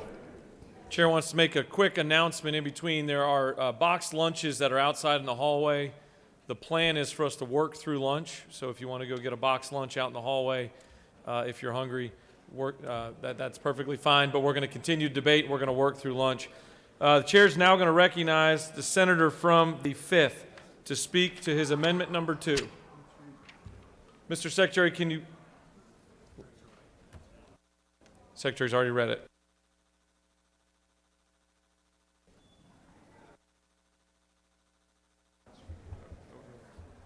Thank you, Mr. President. Dear colleagues, I'm glad the distinguished chairman mentioned that you'd like to see minority participations and make sure that's why the application fees are lower. Well, I'm not an attorney and I'm not a federal prosecutor for sure, so I might not be articulate exactly what I want to say, but I want to make sure we have a minority participation. Also, the distinguished chairman just mentioned at some point we're going to have different minority, everybody will be minority. At that time, we're going to deal at the appropriate time. But at this time, I want to make sure we put in this bill that at least 30% of the businesses that we license goes to the minority. And that's simple amendment I'm asking for. Nothing more or nothing less. I just want to make sure that's at the bill. If you don't have any question. You have no sure. questions. I'll yield the word. Thank you, appreciate it. Thank you for your consideration. Mr. Secretary, will you please read Amendment 2A? Amendment 2A by Senator Brass of the 28th, amending Amendment 2 of Senate Bill 142 by striking business on line 5, inserting owned, veteran-owned, and female-owned businesses. That completes the order, Mr. President. Chair recognizes the senator from the 28th to speak to his amendment.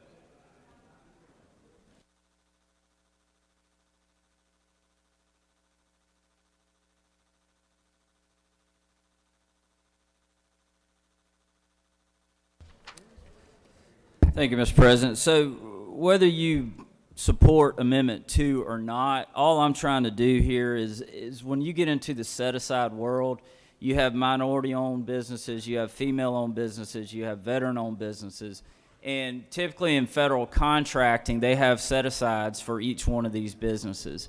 And if I were to do a contract, you know, they might have a goal set out for me to hit 29.7 or, you know, between about 29 and 32% towards minority businesses for my for subcontractors, and then that goal is somewhere usually typically between 6.7 and 7.5 for women-owned businesses. So simply all we're doing here is kind of trying to get this amendment in line with the federal contracting world.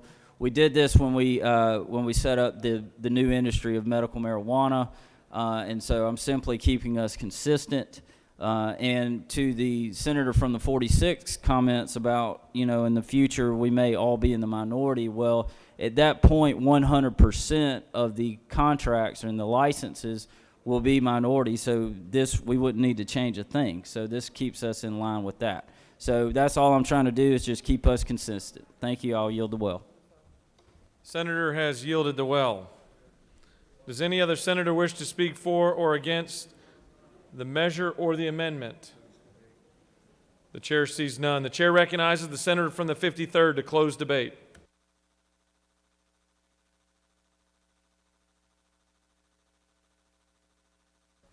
Thank you, Mr. President. Ladies and gentlemen, I won't stay here long. I want to thank you again for your participation in this. Thank you so much for all your ideas. And again, I would like to just reiterate this. By voting for this, now first off, the amendments, vote your conscience. I have no problems with them. I'll be voting with all of them because I know this process is just beginning. It's going to move down the road. There are going to be lots of changes, good and hopefully wonderful. And you're going to have participation, everybody in this room, on the conference committee.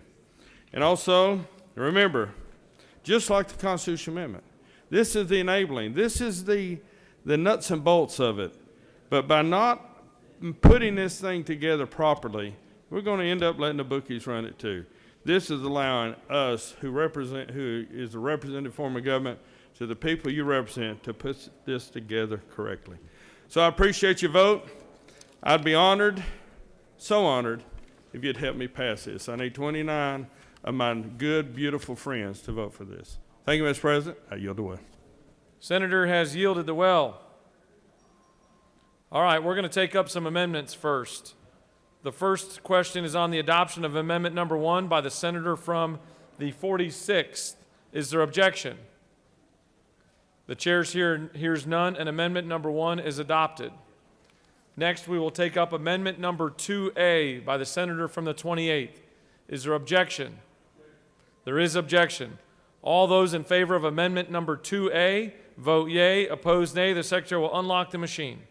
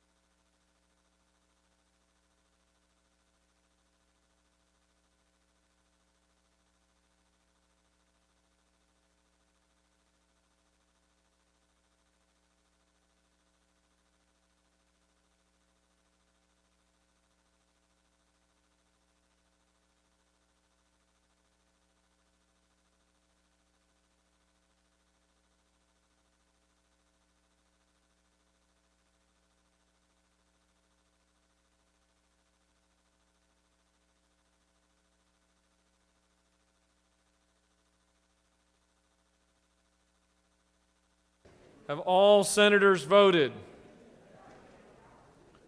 Have all senators voted? We got to hold up for 1 second. Hallways clear. Ms. Secretary, please close the machine. On the adoption of amendment number 1, the yeas are 37, the nays are 13, and amendment 2A is adopted. We'll now take up amendment number 2 by the senator from the 5th. Is there objection to adoption of the amendment? There is objection. All those in favor of amendment number 2 vote yea. Opposed, nay. The secretary will unlock the machine.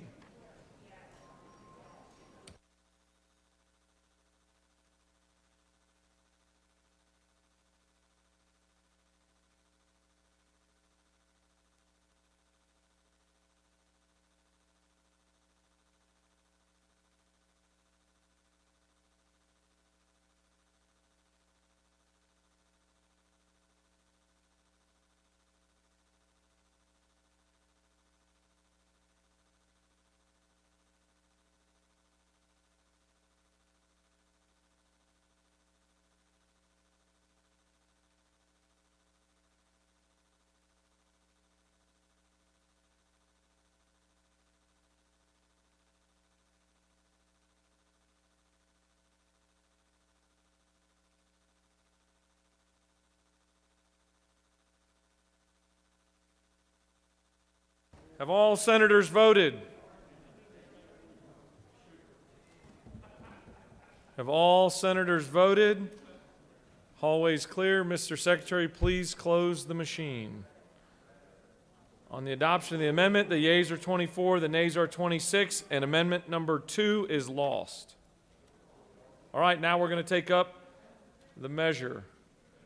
The question is on the adoption of the committee substitute as amended. Is there objection to adoption of the committee substitute as amended? Chair hears none. The committee substitute as amended is adopted. Is there objection to agreeing to the report of the committee which is favorable to the passage of the bill? The chair hears none. The report of the committee is agreed to. Is there objection to the main question being ordered? The chair hears none, and the main question is ordered. Questions on the passage of the bill by substitute. All those in favor vote yea. Opposed, nay. The secretary will unlock the machine.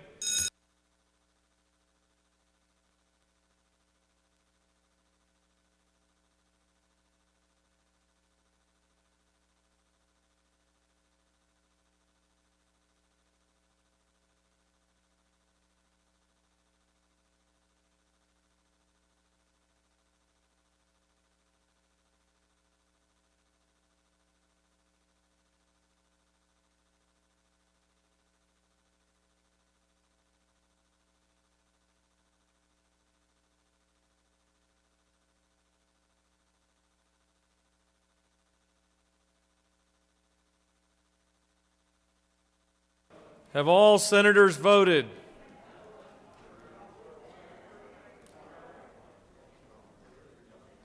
Have all senators voted?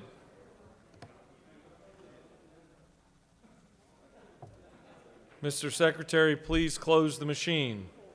On the passage of the bill, the yeas are 34, the nays are 17. This bill, having received the requisite constitutional majority, is therefore passed by substitute.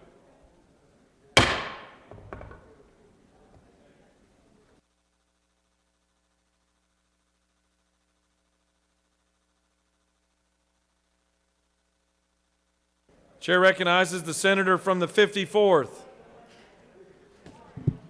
Yes, Mr. President, I ask for unanimous consent to remove Senate Bill 220 from the table.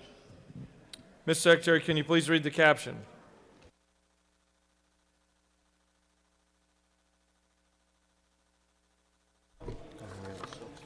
Senate Bill 220 by Senator Payne of the 54th and others. Bill to be entitled an act to amend Article 2 of Chapter 14, Title 20 of the Official Code of Georgia Annotated, relating to Education Accountability Assessment Program so as to create the Georgia Commission on Civics Education, to provide for membership, filing of vacancies, terms, officers, duties, meetings, reimbursement of members of the Commission, and for other purposes. Mr. President, on February 26, 2021, the Senate Committee on Education and Youth recommends that this bill do pass by substitute. Respectfully submitted, Senator Payne of the 54th District Chair.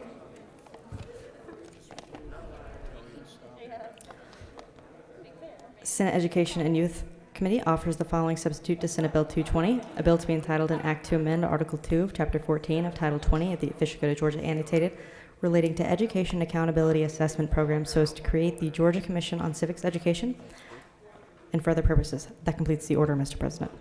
Senator from the 54th has moved that Senate Bill 220 be taken off the table. Is there objection?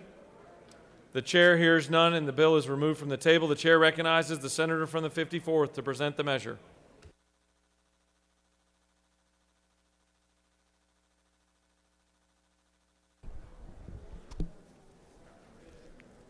Thank you, Mr. President. Friends, the Georgia Civics Renewal Act simply establishes the Georgia Commission on Civics Education for the purpose of establishing a 15-member bipartisan commission with appointments made by the legislative branch, the executive branch, the judicial branch, and to establish a public-private partnership to ensure that Georgia students receive the best educational opportunities to learn the essential understanding required for self-governance in our state. This is just to make sure that we are teaching kids from the beginning to end from what freedom is and what it comes from and how it can be maintained for generations to come. It's a good bill, and I ask, if you have no questions, Mr. President, I will yield the will. You have no questions. Thank you. I ask for your favorable consent. Does any other senator wish to speak for or against Senate Bill 220? The chair sees none. The question is on the adoption of the committee substitute. Is there objection to adoption of the committee substitute? The chair hears none, and the committee substitute is adopted. Is there objection to agreeing to the report of the committee which is favorable to the passage of the bill? The chair hears none. The report of the committee is agreed to. Is there objection to the main question being ordered? The chair hears none. The main question is ordered. The questions on the passage of the bill by substitute. All those in favor vote yea. Opposed, nay. The secretary will unlock the machine.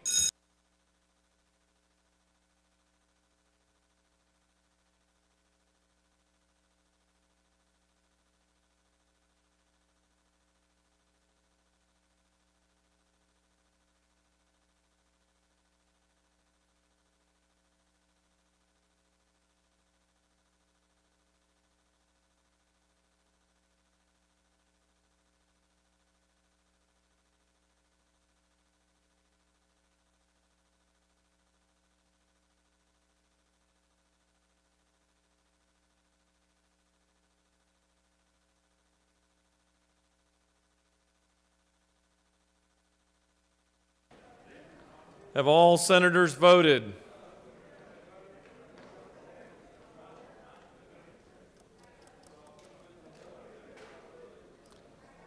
Have all senators voted? Mr. Secretary, please close the machine. On the passage of the bill, the yeas are 45, the nays are 4. This bill, having received the requisite constitutional majority, is therefore passed by substitute.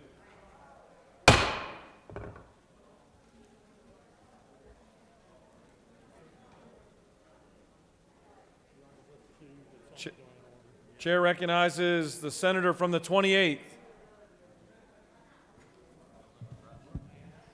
for a motion. Mr. President, I ask for unanimous consent to remove SB 246 from the table. Mr. Secretary, can you please read the caption?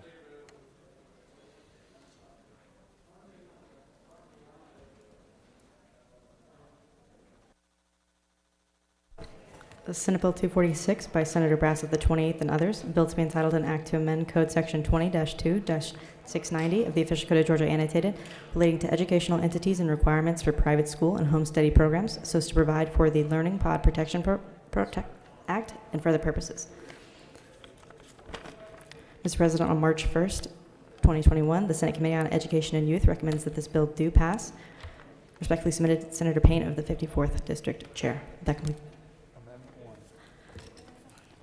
Senator Brass of the 28th District offers the following Amendment 1 to Senate Bill 246 by deleting from lines 28 the following, including in a learning pod, and by deleting lines 57 through 60 and replacing in lieu thereof the following: participation in a learning pod to facilitate a remote learning option offered by the student's primary education provider shall satisfy all mandatory attendance requirements provided for in Code Section 20-2-690.1. That completes the order, Mr. President. Senator from the 28th has moved that Senate Bill 246 be taken from the table. Is there objection? Chair hears none, and it is removed. The chair recognizes the senator from the 28th to present the measure and to speak to amendment number 1.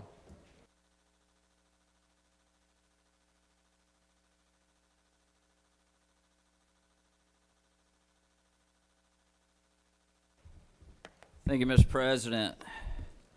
In March of last year, all our worlds changed. And families with children in schools had to adapt. And what we saw was when our schools went to this virtual learning model, many families, working families where both parents had to work, they had to group their children together, what became known as a learning pod. Well, these learning pods in some other states, what we found was that they were coming in and requiring certain licensing. They were requiring certain inspections. And so really all this does is it protects these pods, these voluntary pods of parents that are teaching their kid through virtual learning. We're simply saying that no Board of Education, local board, the state, nobody can come in and regulate those. And so that's really the crux of the bill here. And what we're doing with the amendment, and let me find that. So the amendment is simply just clarifying that this law applies when virtual learning is an option. When virtual learning goes away, then this won't be needed. So that's what I know the senator from the 37th had some concerns. We worked with him on that amendment, and simply all we're doing is clarifying that this is going to apply when virtual learning is an option. With that, I'll yield for questions. Chair recognizes the senator from the 6th for a question. Will the senator yield? Of course, Senator. With respect to the regulations that you're saying that we're trying to stop, and we're trying to stop these local boards of education or the state, what prompted you to bring this bill? Was there a particular board of education that was going after these learning pods? So if you look in Broward County, Florida, they require the families to have a license. If you look in Oregon, they're requiring that these families register as child care centers. In North Carolina, a learning pod cannot be larger than 2 families, or it's considered a private school. So this is the types of things that we're trying to prevent. And in your district, up in the 6, Atlanta Public Schools not being in-person learning right now. These learning pods are very prevalent in your district, and I'm simply trying to help your families as well as mine. Will the senator yield? Oh, of course, Senator. I appreciate you doing some good work for the people of the 6th. They're So good with people. respect to my question, though, there hasn't been any move by any local board of education, municipality, county, with respect to trying to regulate these learning pods, correct? If you're speaking of this state, Yes, okay. the one that we're in. This state, you didn't specify. So in this state, I am not aware of that happening. We're simply trying to prevent it from happening. In terms of these learning pods, will the senator yield? Of course, Senator. So are you aware of any regulations or requirements in terms of when people choose to homeschool their children? So in homeschool, they really apply under, these laws don't apply under them. And there does need to be some clarifying language on the homeschool piece. Quite honestly, the bill should not even mention homeschool, because there are no regulations per se on the homeschool. So I think I know where you're going, and there is some language in the bill that does touch on the homeschool, and that was not the intent. And that does need to be cleaned up. If you have a friendly amendment, I'm all for it. But I was not here Monday when the bill was in committee, and there were several things I was not able to address. I've tried to address in a floor amendment as much as I could today in a short amount of time. And will the senator yield for one more Of question? course, Senator. In terms of the learning pods, they have been precipitated by the fact that we've been in a pandemic, correct? Correct. And that a lot of schools have not been able to do face-to-face instruction, right? Some have not. Many have. Right. And also APS is back face-to-face, so just 5 so days you a know. week. That's great to hear. Well, we're getting there. Okay. In terms of that, though, why is this going to be a general law that has application after a pandemic is over, where we will not need learning pods per se? Senator, if you'd like to bring a friendly amendment, I'm all for it. But again, I think the language in my amendment does clarify that when virtual learning is not an option, then this doesn't matter. But if you'd like to clarify with an amendment, this is you know the process and you know the system, and you can certainly do that. And you're very good at it, by the way. I think I need some lunch. I'm gonna sit down. The senator yields. Do you continue to yield? If there's any more questions, I will. Chair recognizes the senator from the 40th for a question. Thank you. Does the gentleman yield? I do, to the gentle lady from the 40th. Are you familiar with the statewide charter schools that offer virtual education, such as the Georgia Cyber Academy? I am. And are you familiar that there are some schools that have popped up that offer that, say, Georgia Cyber Academy virtual learning in a school setting where teachers are present and for all intents and purposes it looks like a school, but yet they're doing virtual learning through Georgia Cyber Academy? I'm sure the lady knows which she speaks. So would this exemption from regulation apply to situations like that? I don't believe it would. That is certainly not the intent. Okay, thank you. You have no more questions. I yield the will. I've asked for your considerable favor, whatever, of Amendment 1 and Senate Bill 246. I need lunch too. I yield the will. You caught me trying to eat mine back here. Does any other senator wish to speak for or against the bill? All right, first we're going to take up Amendment number 1 by the senator from the 28th. Is there objection to adoption of Amendment number 1? The chair hears none, and Amendment number 1 is adopted. Is there objection to agreeing to the report of the committee which is favorable to the passage of the bill? The chair hears none. The report of the committee is agreed to. Is there objection to the main question being ordered?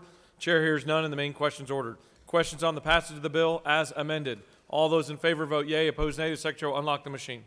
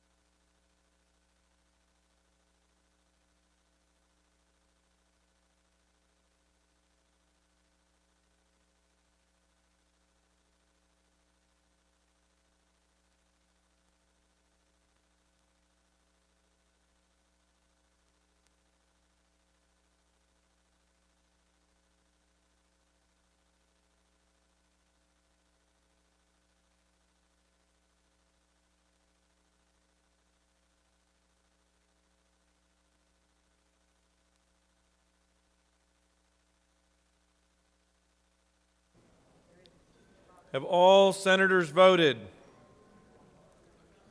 Mr. Secretary, please close the machine. On the passage of the bill, the yeas are 29, the nays are 16. This bill, having received the requisite constitutional majority, is therefore passed as amended.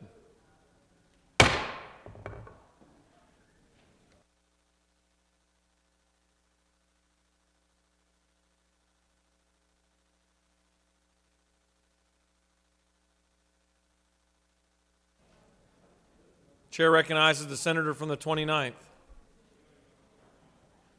I waited for you to take a bite.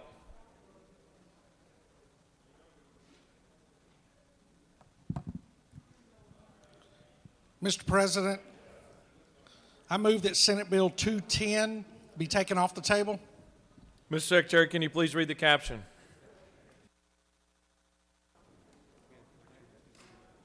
Senator from the 29th, did you mean Senate Bill 92?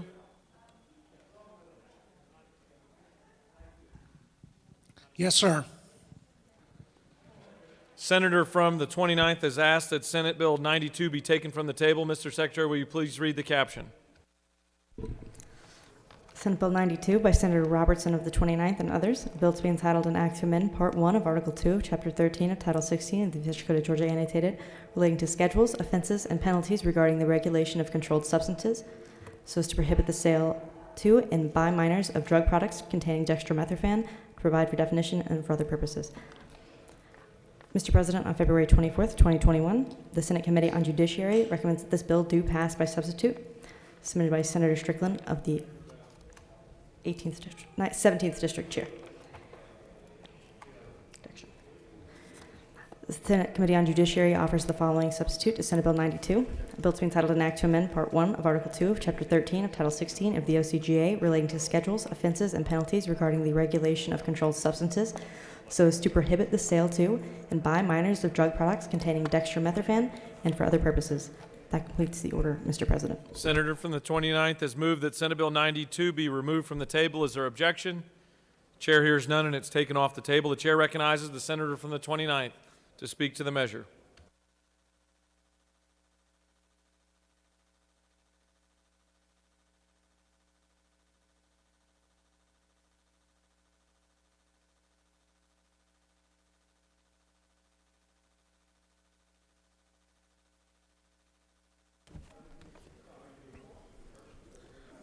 Thank you, Mr. President.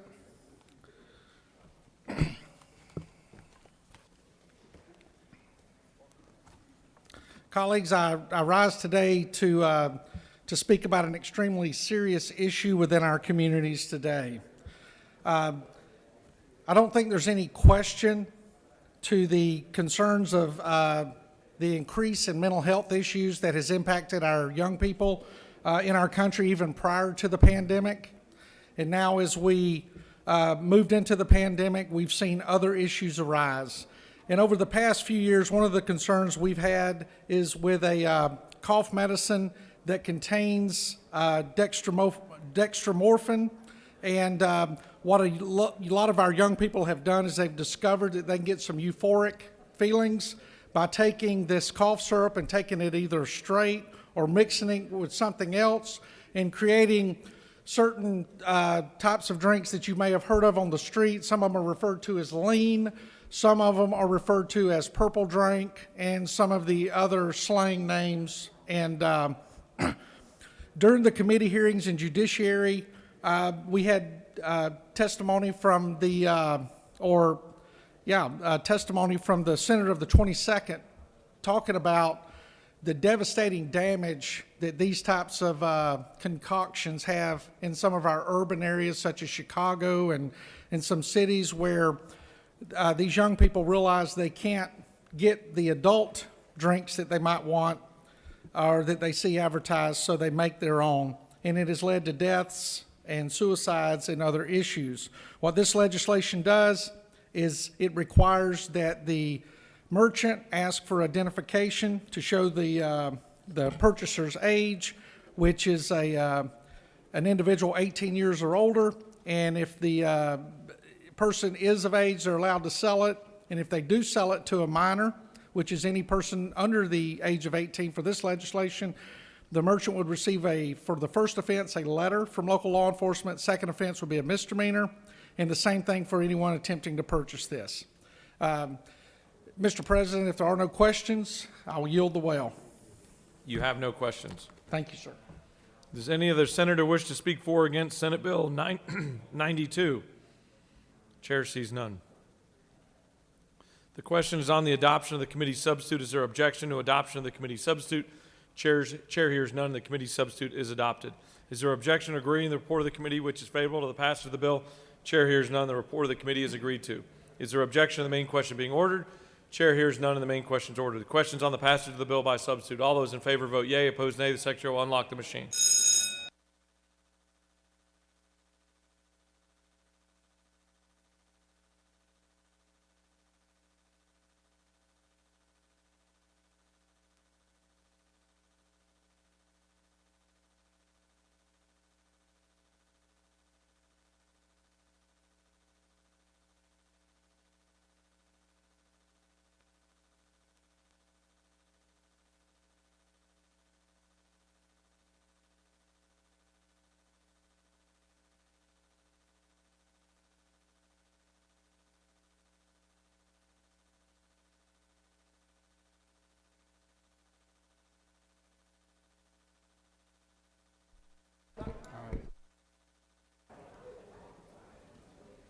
Have all senators voted?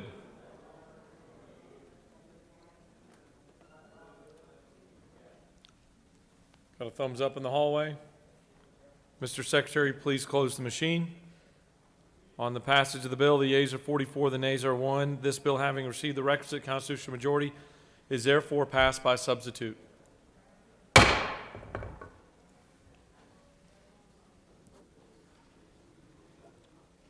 Chair recognizes the senator from the 27th. President, I move that Senate Bill 153 be raised from the table. Must be worried about this one. Mr. Secretary, can you please read the caption of Senate Bill 153? Senate Bill 153, a bill to be entitled an act to amend Title 20 of the OCGA relating to education so as to provide for goal academies, to provide for definitions, to provide for partnerships, to establish goal academies as charter schools, to provide for the transition of system collaborative state charter schools to goal academies, to provide for funding and for the calculation thereof. The Senate Committee on Education and Youth recommends that this bill do pass by substitute. Senator Payne of the 54th Chairman. The Senate Committee on Education and Youth offers the following substitute for Senate Bill 153. To amend Title 20 of the OCGA relating to education so as to provide for goal academies, to provide for definitions, to provide for the establishment of goal academies as state chartered special schools, to provide for the transition of system collaborative state charter schools to goal academies. That completes the order, Mr. President. Senator from the 27th has moved that Senate Bill 153 be raised from the table. Is there objection? Chair hears none, and the bill is off the table. Chair recognizes the senator from Forsyth County to present Senate Bill 153.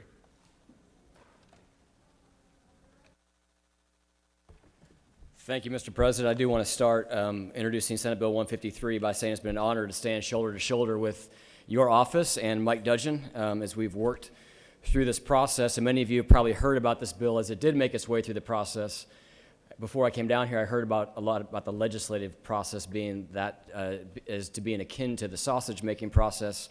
And no doubt those sausage-making machines were vibrating in the process to getting this bill up and running. But we have come to an agreement. What Senate Bill 153 does is it recognizes the fantastic work of 3 specific state charter schools that we have in the state of Georgia that are focused on helping those students who are struggling to stay in school and may otherwise drop out of the system. And those 3 schools, I think, are worth mentioning. They're Mountain Ed, Foothills, and Coastal Plains. Those 3 schools operate about 60 campuses around the state of Georgia and serve right around 6,000 students. What we've heard, though, is that we need to secure a long-term funding formula and funding plan for these schools, and that's what Senate Bill 153 in its current form does. We establish goal academies, recognizing the unique work of these schools, because these are state charters. However, they partner and work very closely with local school systems, and they kind of bridge the gap between a state charter and a local charter. So this bill does just that and sets them up as goal academies. They'll be chartered by the State Board of Education. They will be allowed to continue to have partnerships with the local boards of ed. And just as an example, the Mountain Ed campus that's in Forsyth County, Mr. President, rents space from the Forsyth County Board of Education to do their good work in Forsyth County. And then finally, we dedicate a funding formula that will ensure that these institutions are able to not only continue but to hopefully expand. You have on your desk, Senators, a copy of letter from all three of these institutions who are now in support of Senate Bill 153. With that, Mr. President, if there's no questions, I will yield the well. You have no questions. Does any of the senator wish to speak for or against Senate Bill 153? The chair sees none. The question is on the adoption of the committee substitute. Is there objection to adoption of the committee substitute? Chair hears none. The committee substitute is adopted. Is there objection to agreeing to the report of the committee which is favorable to the passage of the bill? The chair hears none. The report of the committee is agreed to. Is there objection to the main question being ordered? The chair hears none and the main question is ordered. Questions on the passage of the bill by substitute. All those in favor vote yea. Opposed nay. The secretary will unlock the machine.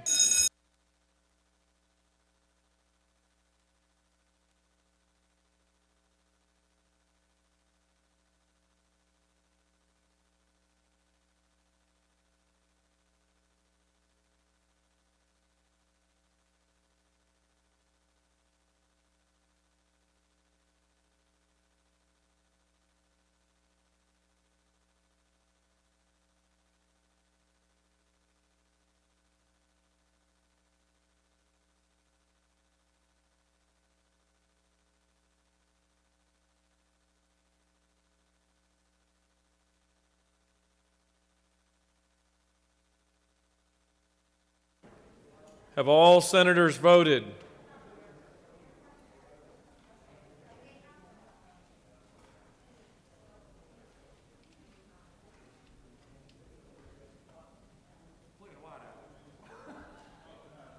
You're not a first-round draft pick as a wideout.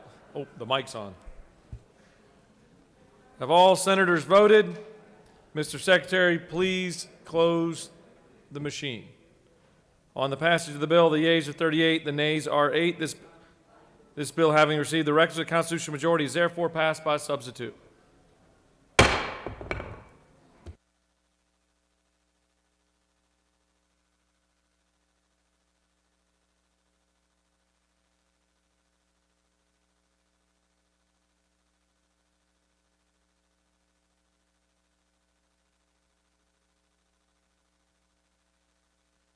Mr. Secretary, will you please read the message that we just received from the House?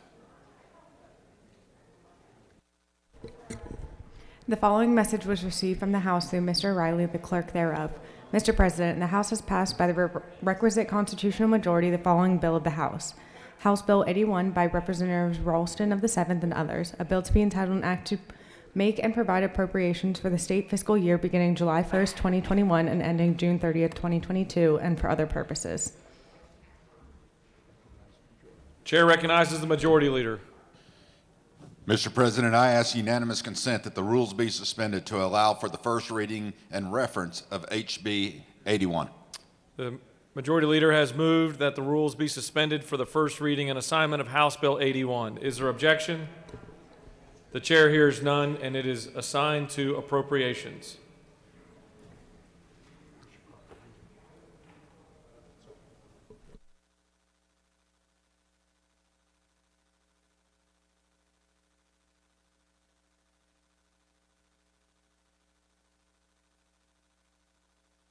Chair recognizes the senator from the 16th.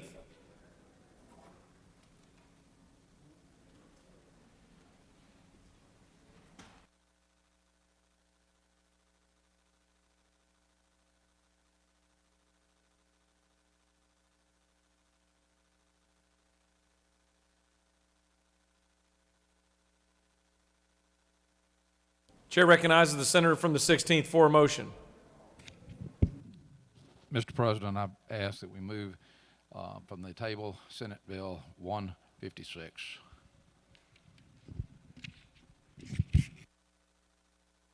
Mr. Secretary, will you please read the caption?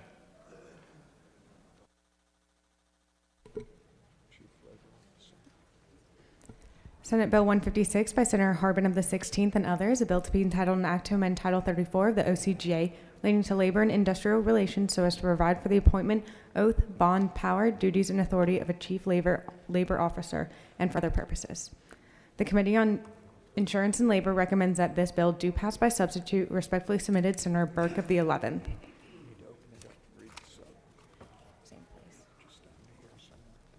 Insurance and Labors offers the following substitute to Senate Bill 156, a bill to be entitled an act to amend Title 34 of the OCGA relating to labor and industrial relations so as to provide for the appointment, oath, bond, power, duties, and authority of a chief labor officer, and for other purposes. This completes the order, Mr. President.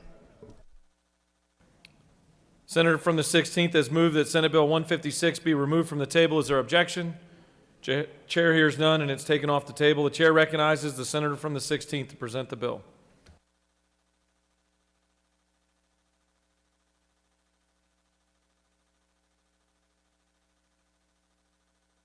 Thank you, Mr. President.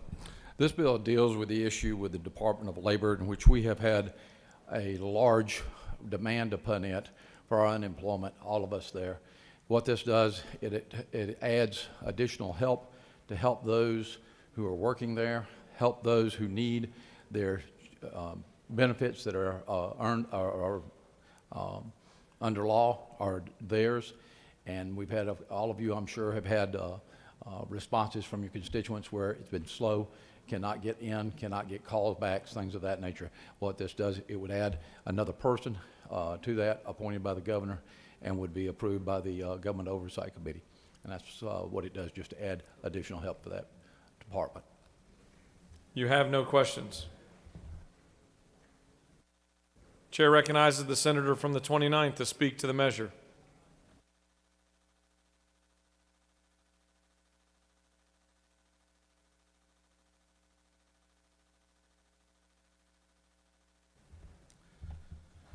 Dear friends, and to my fellow colleague from the 16th, while I in District 29 have experienced the same concerns over the Department of Labor, the inability for the men and women who work throughout the counties that I represent in order to get the help they need, the continued closing of brick and mortar buildings that are paid for by taxpayers and put there to serve those taxpayers in times of need.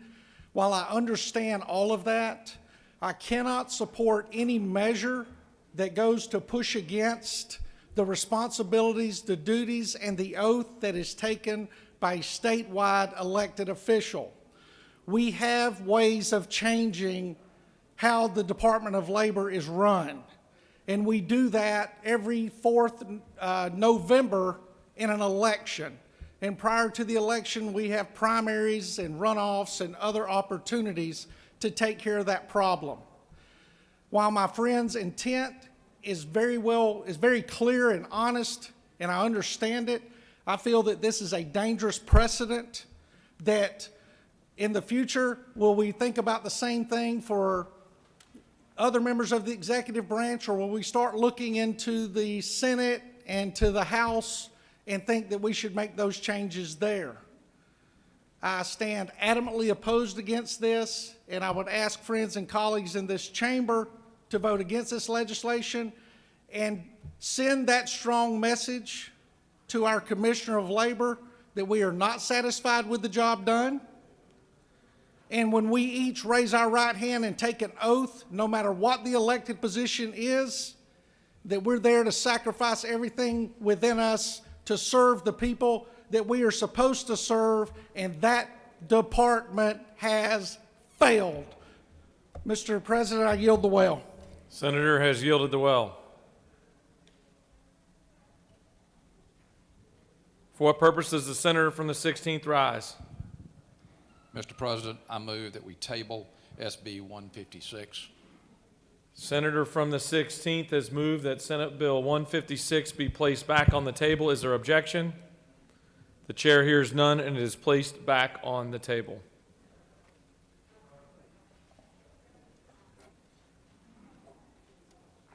Chair recognizes the senator from the 17th for a motion.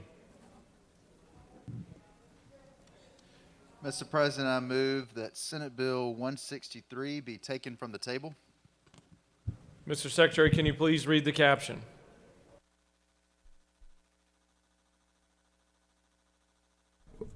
Senate Bill 163 by Senator Strickland of the 17th and others, a bill to be entitled an act to amend Part 2 of Article 3 of Chapter 3 of Title 38 of the OCGA relating to judicial emergency so as to provide for the suspension of statutory speedy trial requirements when compliance with such statutory speedy trial requirements becomes impracticable following a judicial emergency, and for other purposes.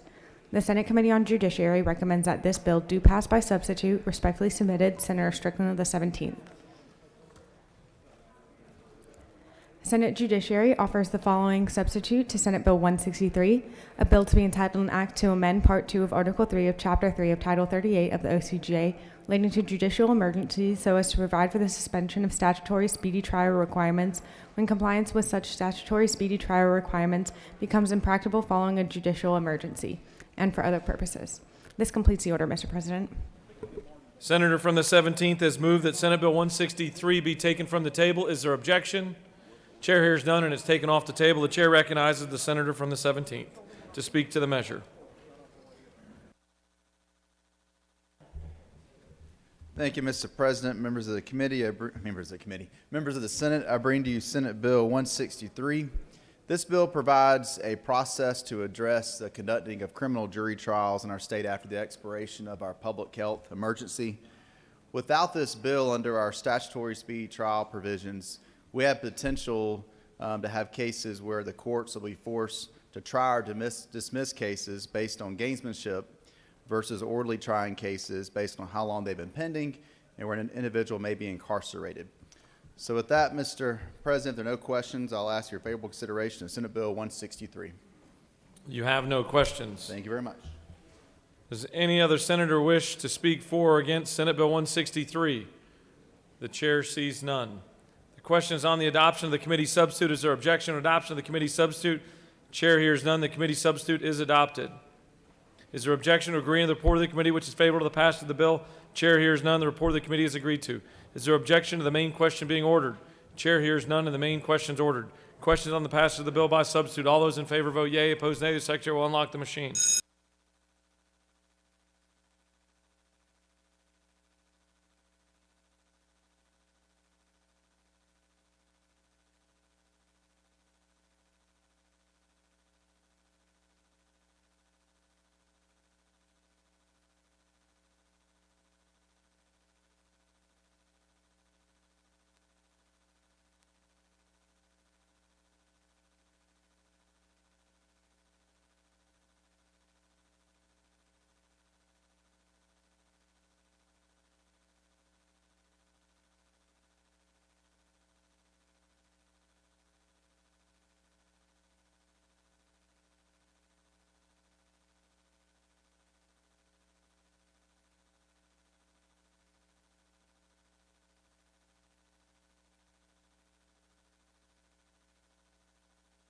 Have all senators voted?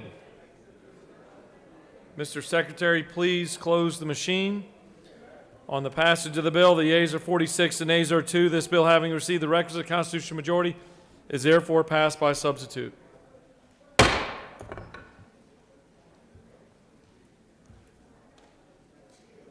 Chair recognizes the senator from the 31st. Mr. President, I respectfully request Senate Bill 200 be taken off the table.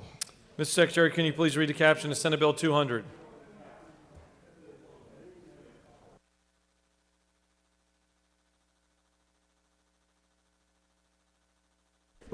Senate Bill 200 by Senator Anna Vitarte of the 31st and others, a bill to be entitled an act to amend Part 1 of Article 3 of Chapter 3 of Title 38 of the OCGA relating to emergency powers of the governor so as to provide that certain business and religious institutions may continue or resume operations if in compliance with applicable safety procedures during certain states of emergencies and for other purposes. The Senate Committee on Government Oversight recommends that this bill do pass by substitute. Respectfully submitted, Senator Harbin of the 16th. Government Oversight offers the following substitute to Senate Bill 200, a bill to be entitled an act to amend Part 1 of Article 3 of Chapter 3 of Title 38 of the OCGA relating to emergency powers of the governor so as to provide for the continued operation of religious institutions during states of emergency and for other purposes. This completes the order, Mr. President. Senator from the 31st has moved that Senate Bill 200 be removed from the table. Is there objection? Chair hears none and is taken off the table. Chair recognizes the senator from the 31st to speak to the measure.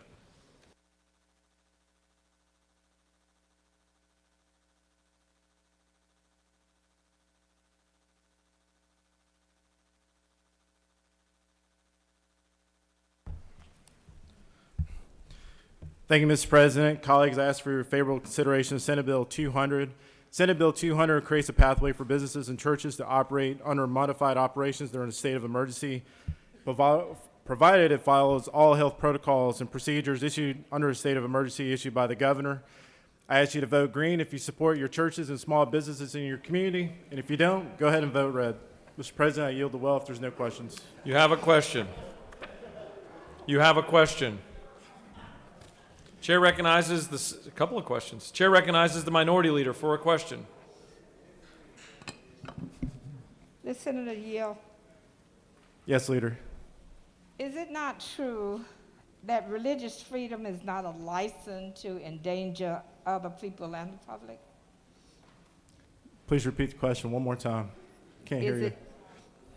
Is it not true that religious freedom is not a license to endanger other people and the public?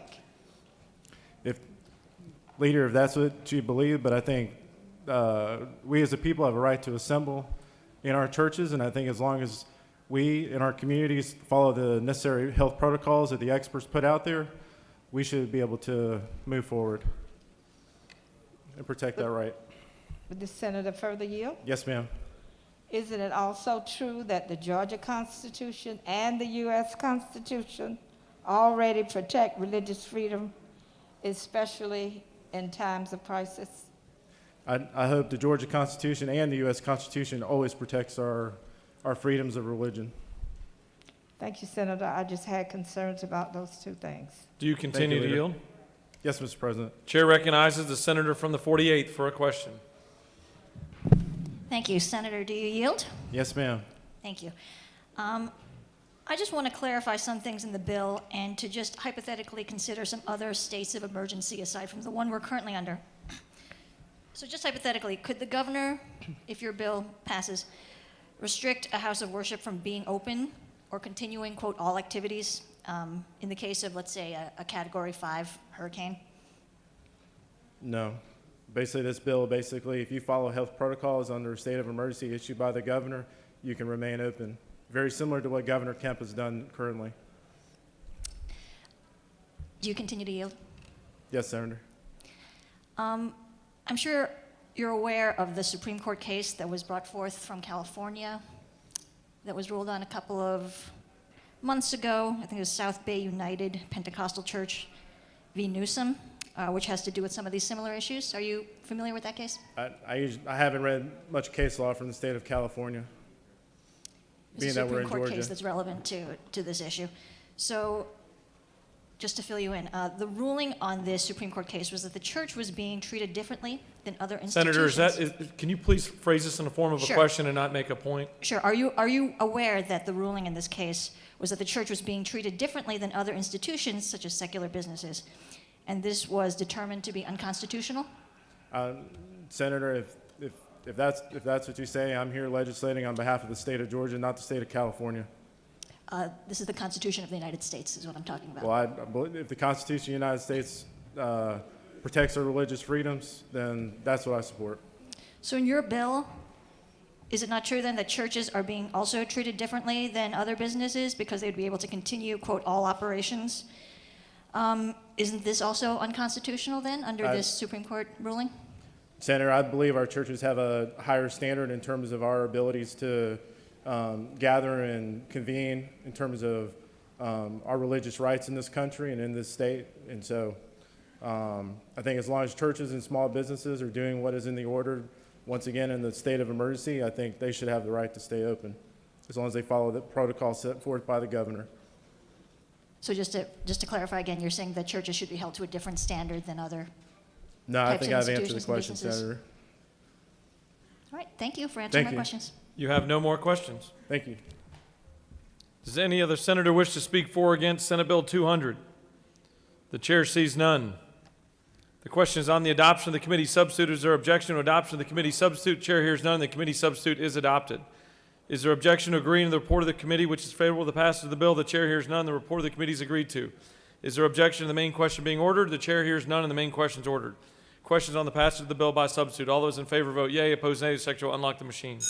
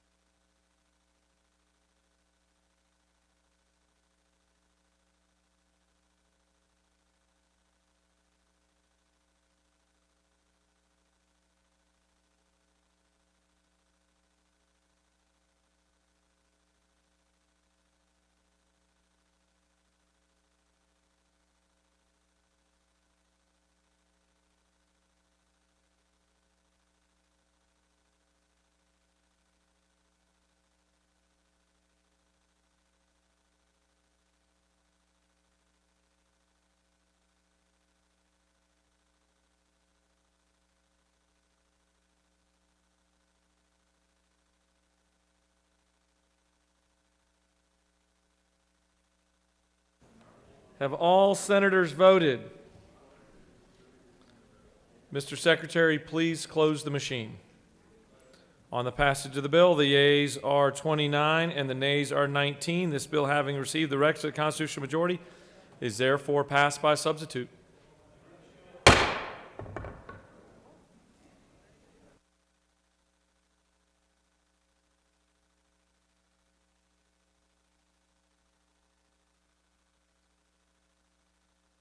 Chair recognizes the senator from the 51st.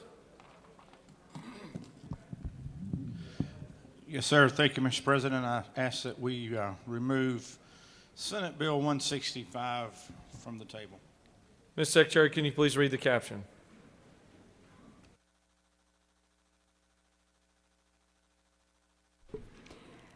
Senate Bill 165 by Senator Gooch of the 51st and others, a bill to be entitled an act to amend Chapter 8 of Title 40 of the OCGA relating to equipment and inspection of motor vehicles so as to exempt fully autonomous vehicles from certain vehicle equipment requirements, to provide for compliance, to remove requirement for use of strobe light while operating a low-speed vehicle, and for other purposes.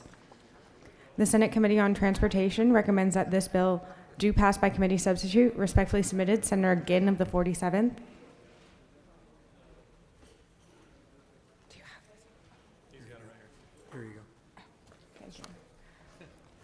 Transportation offers the following substitute to Senate Bill 165, a bill to be entitled an act to amend Chapter 8 of Title 40 of the OCGA relating to equipment and inspection of motor vehicles so as to require the display of a reflective emblem or the use of strobe light while operating a slow-moving or low-speed vehicle, and for other purposes. This completes the order, Mr. President. The Majority Whip has moved that Senate Bill 165 be removed from the table. Is there objection? Chair hears none, and it's taken off the table. The Chair recognizes the Majority Whip to speak to the measure.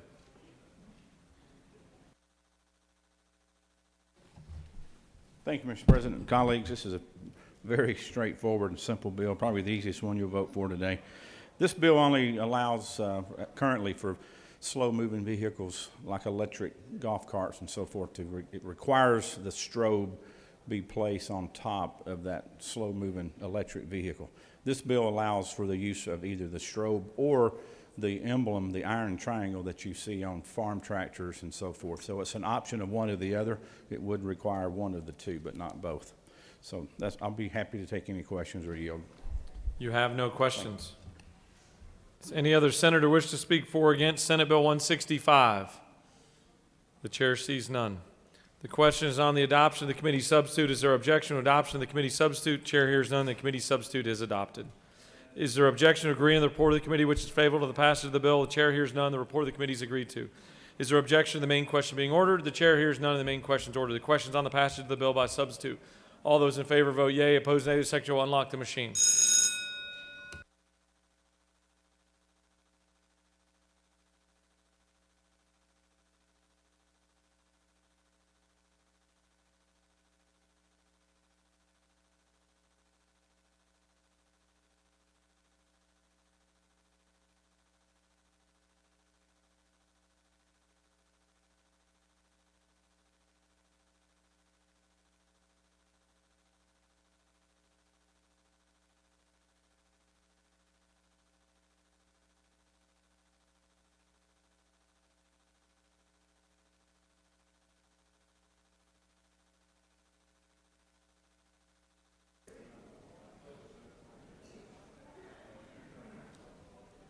Have all senators voted?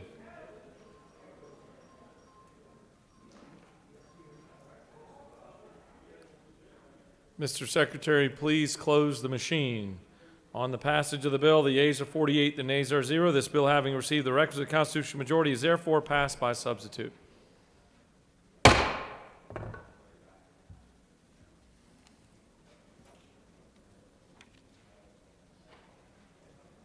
Chair recognizes the senator from the 29th. Mr. President, I ask for a majority consent that SB 210 be removed from the table.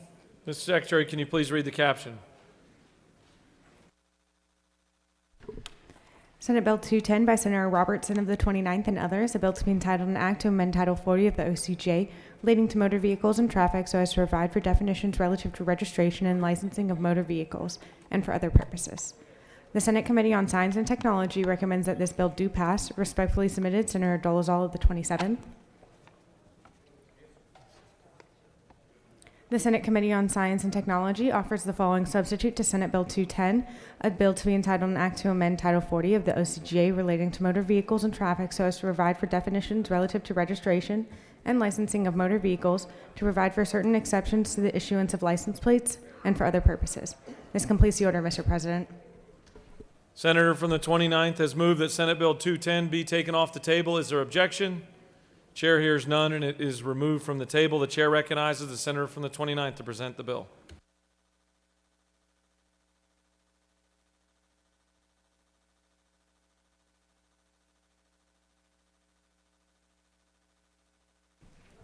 Thank you, Mr. President. Senate Bill 210 is a very simple piece of legislation. All it does is provide the Department of Revenue with the opportunity of providing an alternative license plate for Georgia citizens who choose to have one. This would be a digital plate that would display the same tag number as the ones you see now, but it comes with some other capabilities of being able to identify the vehicle if the vehicle should be stolen. It also has the opportunity to post when there's an Amber Alert and other types of emergency situations, and it doesn't prevent anyone from continuing buying the logo for their favorite sports team or for the United States Army Rangers, and the revenue generated by that will continue to go to those funds. Mr. President, if there's not any questions, I will yield the well. You have no questions. Does any other senator wish to speak for or against Senate Bill 210? Chair sees none. The question is on the adoption of the committee substitute. Is there objection to adoption of the committee substitute? Chair hears none. The committee substitute is adopted. Is there objection to agreeing to the report of the committee which is favorable to the passage of the bill? The chair hears none. The report of the committee is agreed to. Is there objection to the main question being ordered? Chair hears none, and the main question is ordered. The question is on the passage of the bill by substitute. All those in favor vote yea. Opposed, nay. Secretary will unlock the machine.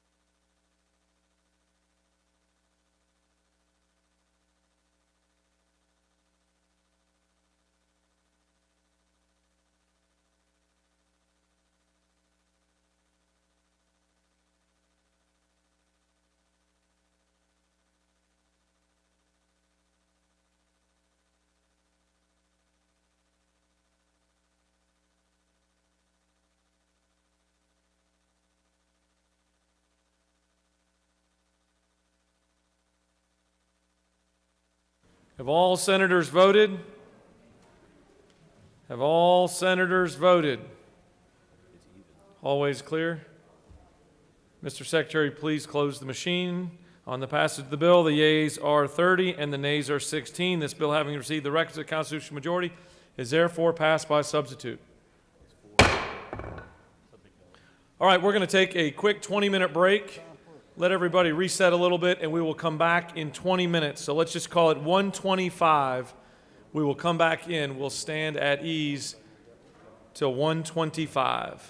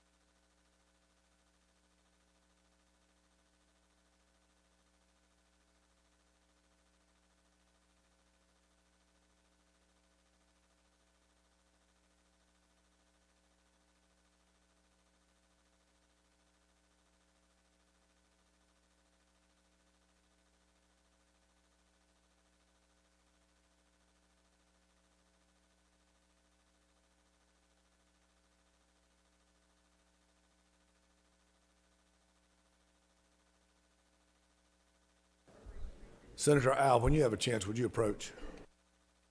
Nothing urgent, nothing urgent.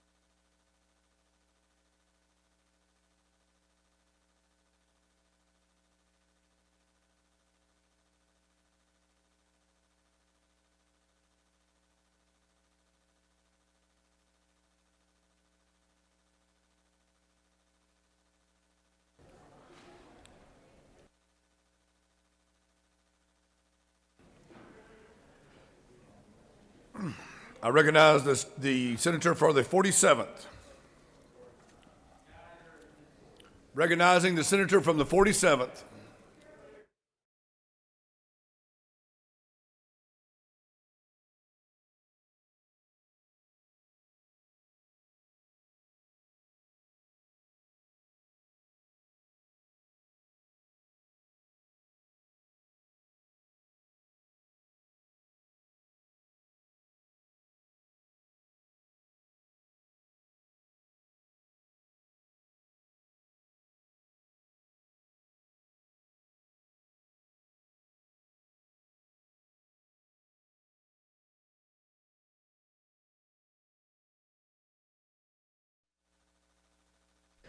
Senate Bill 219 by Senator Ginn of the 47th and others, a bill to be entitled an act to amend Title III of the OCGA relating to alcoholic beverages so as to provide for regulation of the manufacture, distribution, and sale of malt beverages, to provide a definition, to permit small brewers to sell a limited quantity of malt beverages at retail on the premises for consumption on and off of the premises, and for other purposes. The Senate Committee on Regulated Industries and Utilities recommends that this bill do pass by committee substitute. Respectfully submitted, Senator Cowser of the 46th. Regulated Industries and Utilities offers the following substitute to Senate Bill 219. A bill to be entitled an act to amend Title Title III of the OCGA relating to alcoholic beverages so as to provide for regulation of manufacture, distribution, and sale of malt beverages, to provide for the transfer of a limited quantity of malt beverages by brewers that may be sold at a retail or at wholesale subject to certain conditions and for other purposes. This completes the order, Mr. President. The senator from the 47th has moved to take Senate Bill 219 from the table. Is there objection? Hearing no objection, Senate Bill 219 is removed from the table, and the senator from the 47th is recognized to speak to the bill. Come on, Frank.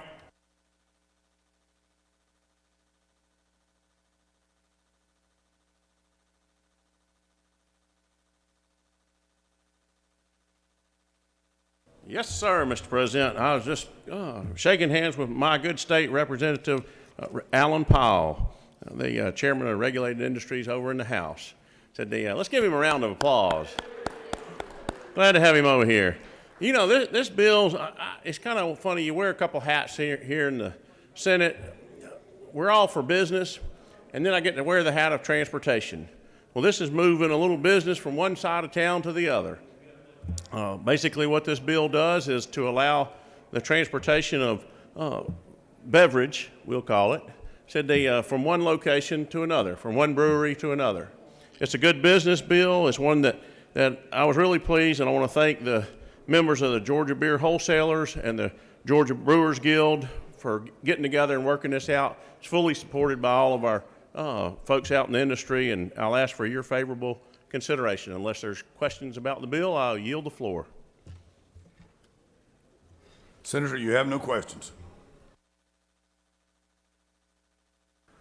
Does any senator wish to speak for or against the measure? The chair hears none. The question of the adoption of the committee substitute. Is there objection to the adoption of the committee substitute? Hearing none, the committee substitute is adopted. Is there objection to agreeing to the report of the committee, which is favorable to the passage of the bill? The chair hears none. The report of the committee is agreed to. Is there objection to the main question being ordered? The chair hears none. The main question is now ordered. The question of the passage of the bill by substitute. All those in favor vote yea. Those opposed vote nay. Mr. Secretary, if you unlock the machines.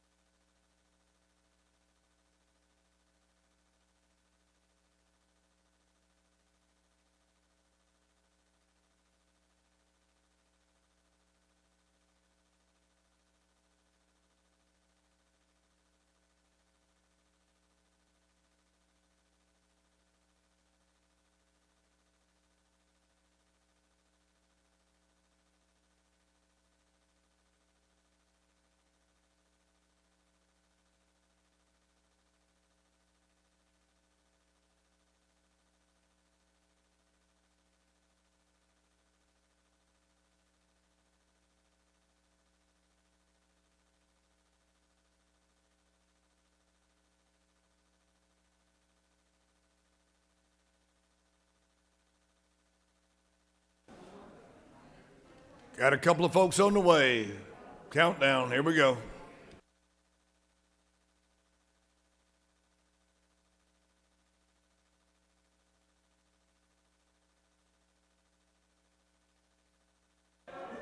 Mr. Secretary, if you'll lock the machines. The yeas are 42 and the nays are 1. This bill, having received the requisite constitutional majority, is therefore passed. I recognize the senator from the 16th. Yes, sir. Mr. President, I request that we remove SR 143 from the table. Mr. Secretary, if you'd read the caption.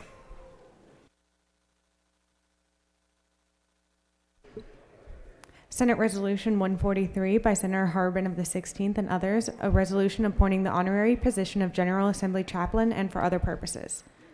The Senate Committee on Rules recommends that this resolution do pass. Respectfully submitted, Senator Mullis of the 53rd. This completes the order, Mr. President.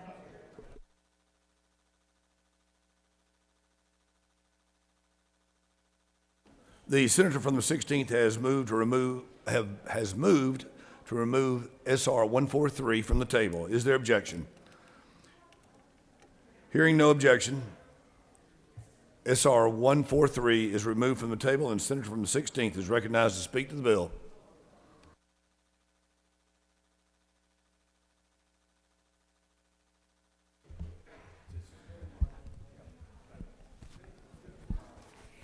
Thank you, Mr. President. Appreciate the opportunity to present this to you. I think it's interesting. This bill is for the General Assembly to recognize the chaplain's position, and its purpose, I think, is very interesting. The purpose is to provide additional sources of spiritual and mental health services to members of the General Assembly. Now, after this morning of alcohol and gambling, we need that chaplain as quickly as possible. Hear, hear. Thank you. And unless there's question, and that's what this is about. Any questions? Senator, you do have questions. Senator from the 43rd, you recognized for a question. Yes, ma'am. Thank you, Mr. Speaker. Does a gentleman yield? Yes, ma'am. Is there a fiscal note attached to this position? I believe he is doing it as unto the Lord. So do you yield for further questions? One more. So Jesus paid it all? Absolutely. Amen. The senator knows of what she speaks. Whoa, Senator, you still have questions. Senator from the 28th, you're recognized. Thank you, Mr. President. Yes. Senator, do you yield? Yes, sir. Are we actually going to get to vote on this one? Yes, you are. Okay, thank you. You have no more questions. Thank you, sir.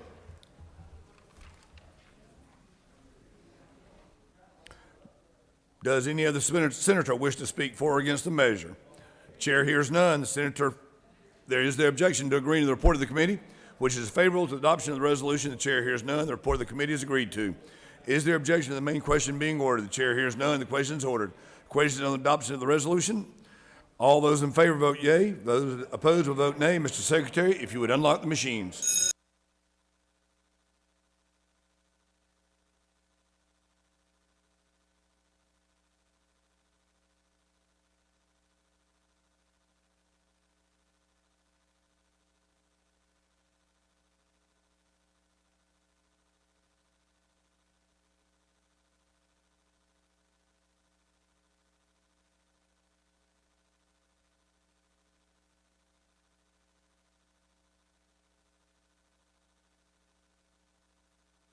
Mr. Secretary, if you'll unlock the machines, the yeas are 39, the nays are 2. This resolution having received the requisite constitutional majority is therefore passed. I recognize the senator from the 29th. Mr. Leader, I'd like to ask that Senate Bill 152 be removed from the table. The senator from the, Mr. Secretary, if you'd read the caption.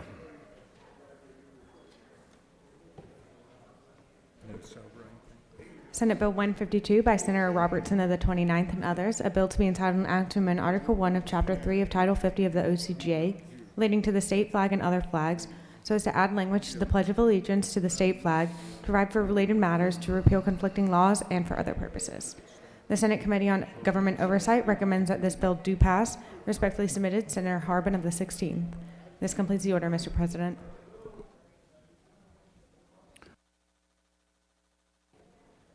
The senator from the 29th has moved that SB 152 be removed from the table. Is there objection? Hearing no objection, SB 152 is removed from the table, and the senator from the 29th is recognized to speak to the bill.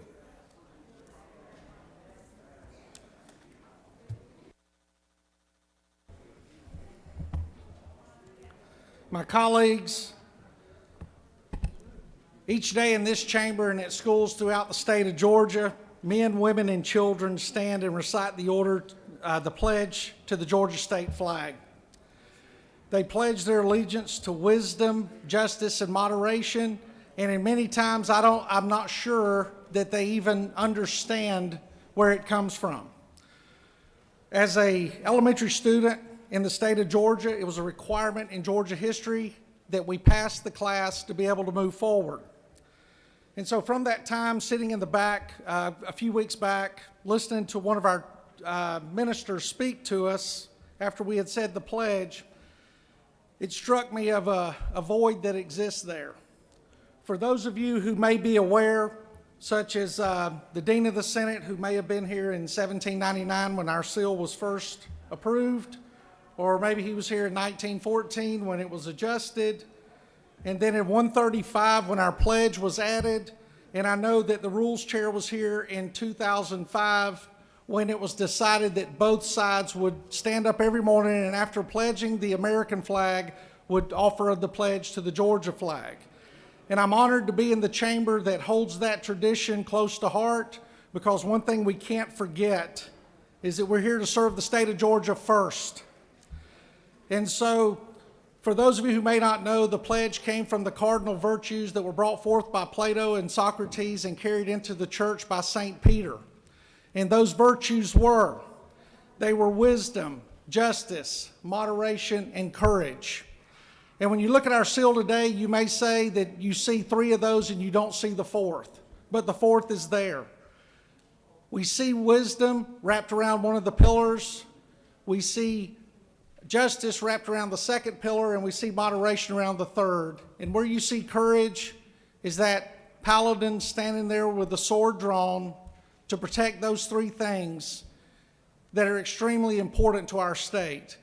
Because if we do not have the courage to speak the truth and to do what we're supposed to do during the time we're in this chamber and the time God has allowed us on this earth, then we do not deserve to serve the people of Georgia. So while some of these things may seem lighthearted and some of these things may seem not as important, I promise you the tradition of dedicating yourself to the state of Georgia, to the symbols that represent this state, are extremely important. Tradition is important to the people that we serve.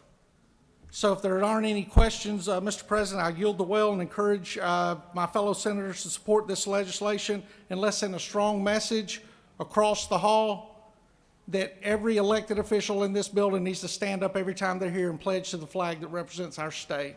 Thank you, Mr. President. Does any other senator wish to speak for or against the measure? I beg your pardon, Senator. Senator from the 6th.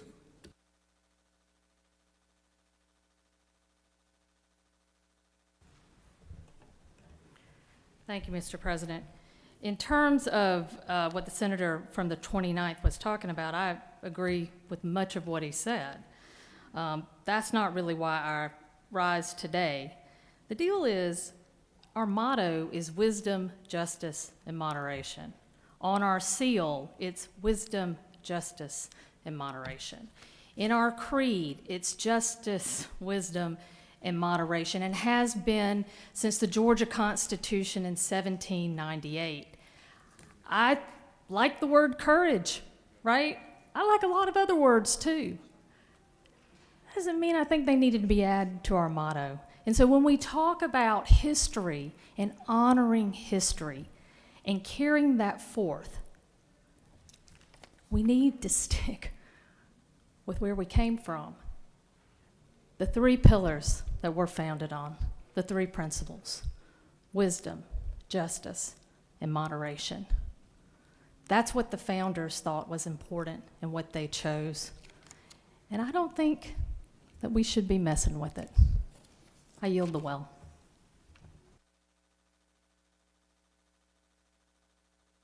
Thank you, Senator. Does any other senator wish to speak for or against the measure? Hearing none. Is there objection to the agreeing of the report of the committee, which is in favor of the passage of the bill? The chair hears none. The report of the committee is agreed to. Is the objection to the main question ordered? Chair hears none, and the main question is now ordered. The question is the passage of the bill. All those in favor vote yea. Those opposed vote nay. Mr. Secretary, if you unlock machines.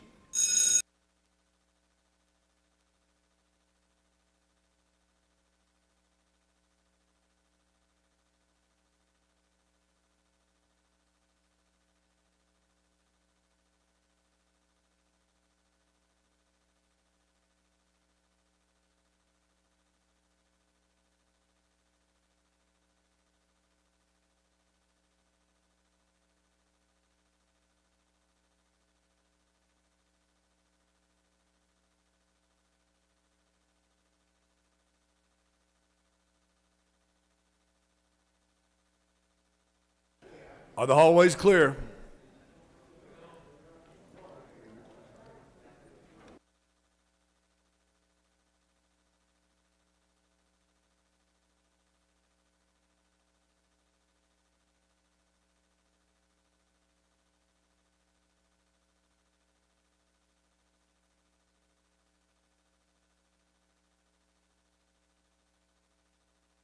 Mr. Secretary, if you'll lock the machines. Stand by.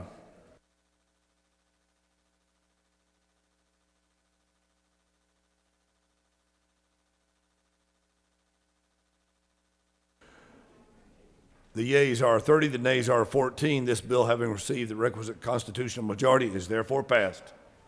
The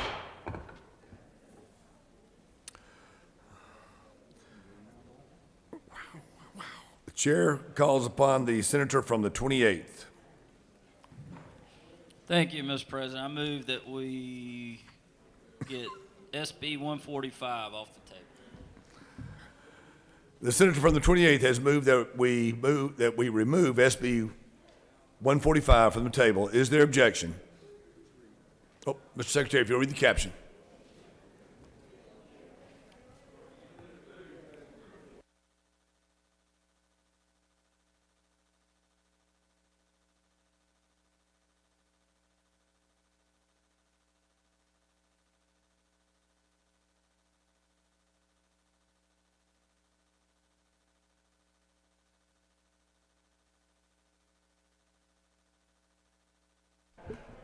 Senate Bill 145 by Senator Brass of the 28th and others, a bill to be entitled an act to amend Article 3 of Chapter 4 of Title 3 of the OCGA relating to local authorization regulations for manufacture, distribution, and package sales of distilled spirits so as to modify the petition requirements for initiating a referendum election for the authorization of the issuance of licenses for the package sale of distilled spirits, to provide for an additional method of initiating such a referendum election, and for other purposes. The Senate Committee on Regulated Industries and Utilities recommends that this bill do pass. Respectfully submitted, Senator Cowser of the 46th. Senator Mullis of the 53rd and others offers the following Amendment 1 to amend Senate Bill 145 by deleting "to provide an additional method of initiating such a referendum election" on line 5, by deleting "and the nullification thereof" on line 7, by replacing lines 17 and 18 with the following: "Distilled spirits may be initiated upon a written petition containing the signatures, and for other purposes." This completes the order, Mr. President. Senator from the 28th has moved to take Senate Bill 145 from the table. Is there objection? Hearing no objection, Senate Bill 145 is removed from the table, and the senator from the 28th is recognized to speak to the bill.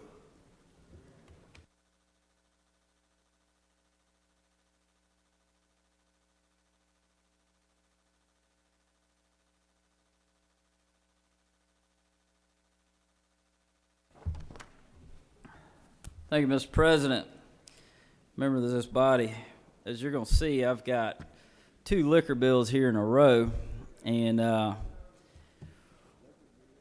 the pandemic has affected us all in different ways, and quarantining with a 7-year-old, a 5-year-old, and a 4-year-old has pushed me to push liquor bills, I guess. But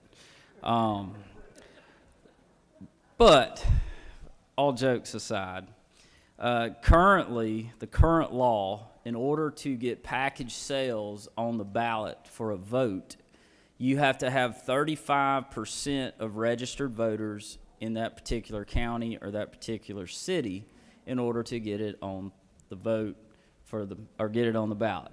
So this bill does 2 things. Number 1, I'm lowering that threshold from 35% to 20%.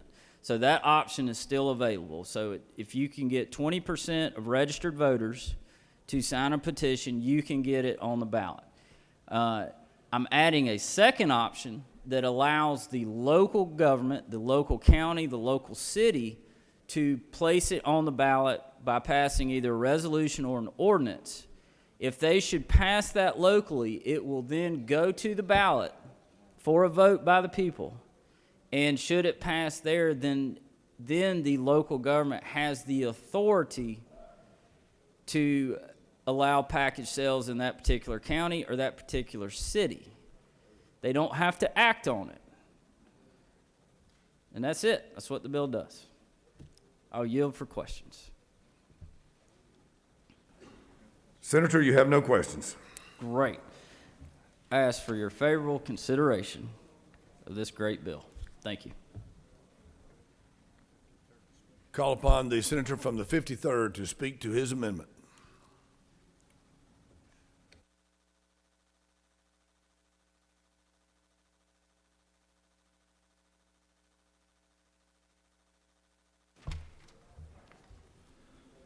Mr. President, looky here.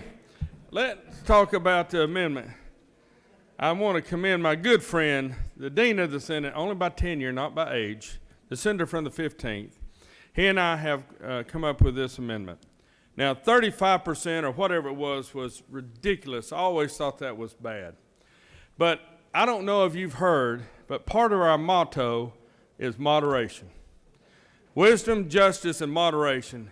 Well, to moderate this change, our bill is recommending that we put a 20% petition in, and then it goes before the city council or the county commissioners or whoever is in charge of the jurisdiction. But going from 35 to 0 and just having the jurisdiction to make that decision, I think it's too quick, too fast, too soon. So this moderates that. Be glad to answer any questions. And I yield the way if I have no questions. You have no questions. Thank you. Does any other senator wish to speak for or against the measure? Hearing none, the question of the adoption of amendment by the senator from the 53rd. Is there objection to the adoption of the amendment? Hearing none, you got to speak up. There is objection.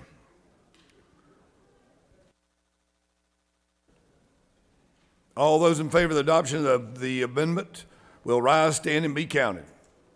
Rise, stand, and be counted. Those in objection, rise, stand, and be counted.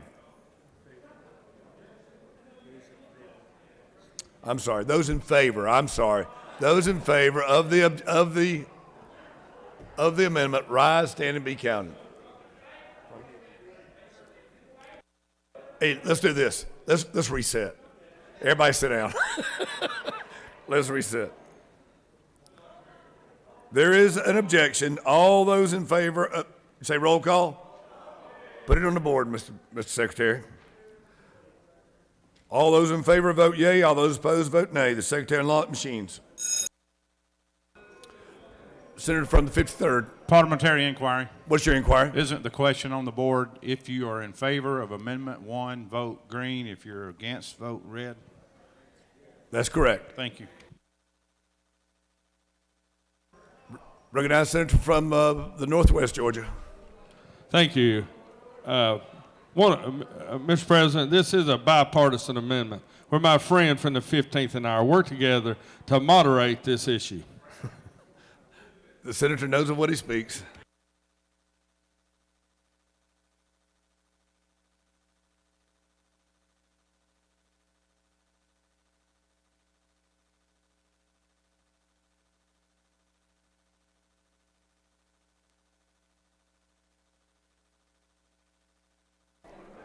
Are the hallways clear? The nays are 28. Close the machines, Mr. Secretary. The yeas are 28. The nays are 28. The yeas are 18. This measure has failed.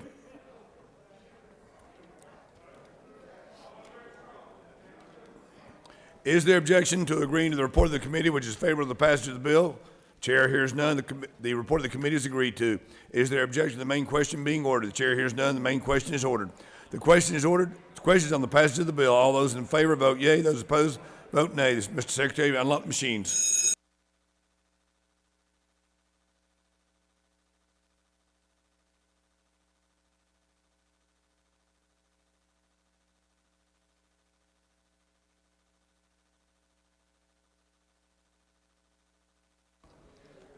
The senator from Chickamauga was recognized. Parliamentary inquiry. What's your inquiry? Isn't it true that my moral compass will not allow me to vote for this today? Your moral compass is due north.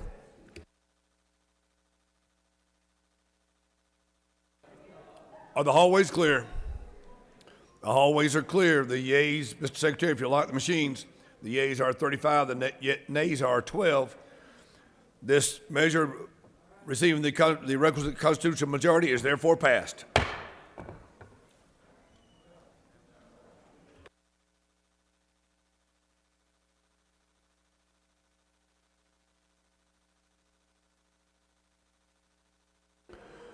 I recognize the senator from the 28th. Mr. President, I move that we take SB 236 off the table. Mr. Secretary, read the caption.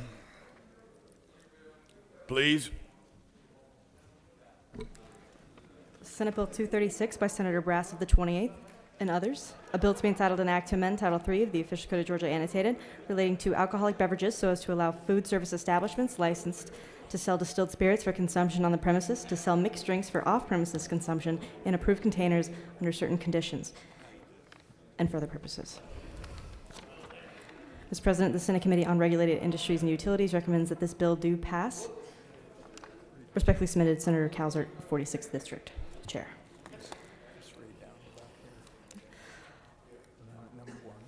Amendment number 1 by Senator Brass of the 28th. Amend Senate Bill 236 by replacing line 36 with the following: date and time of such purchases sold for personal use and not for resale and picked up in person by the same individual customer to whom the mixed drinks and entrees were sold and from whom the food service establishment received payment and for other purposes.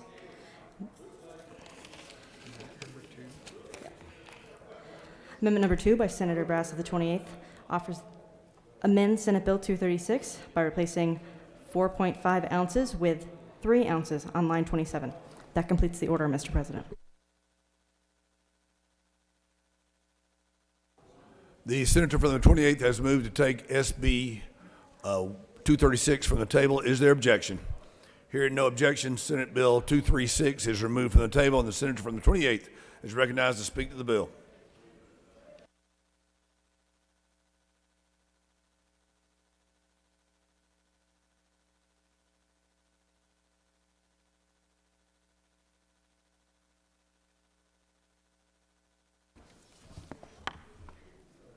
Thank you, Mr. President.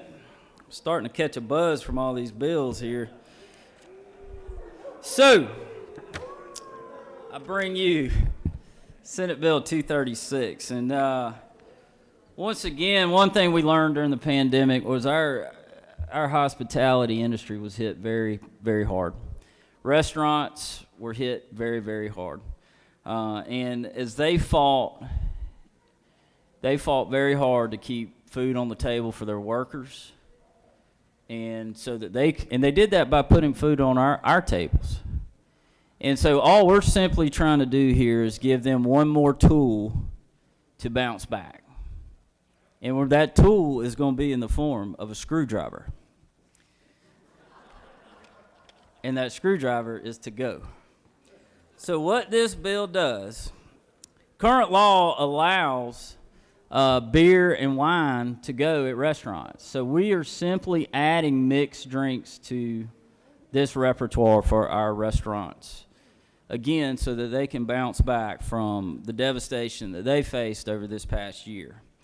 And we're putting some regulations on here. It has to be in a sealed container, cannot have a straw hole in that container.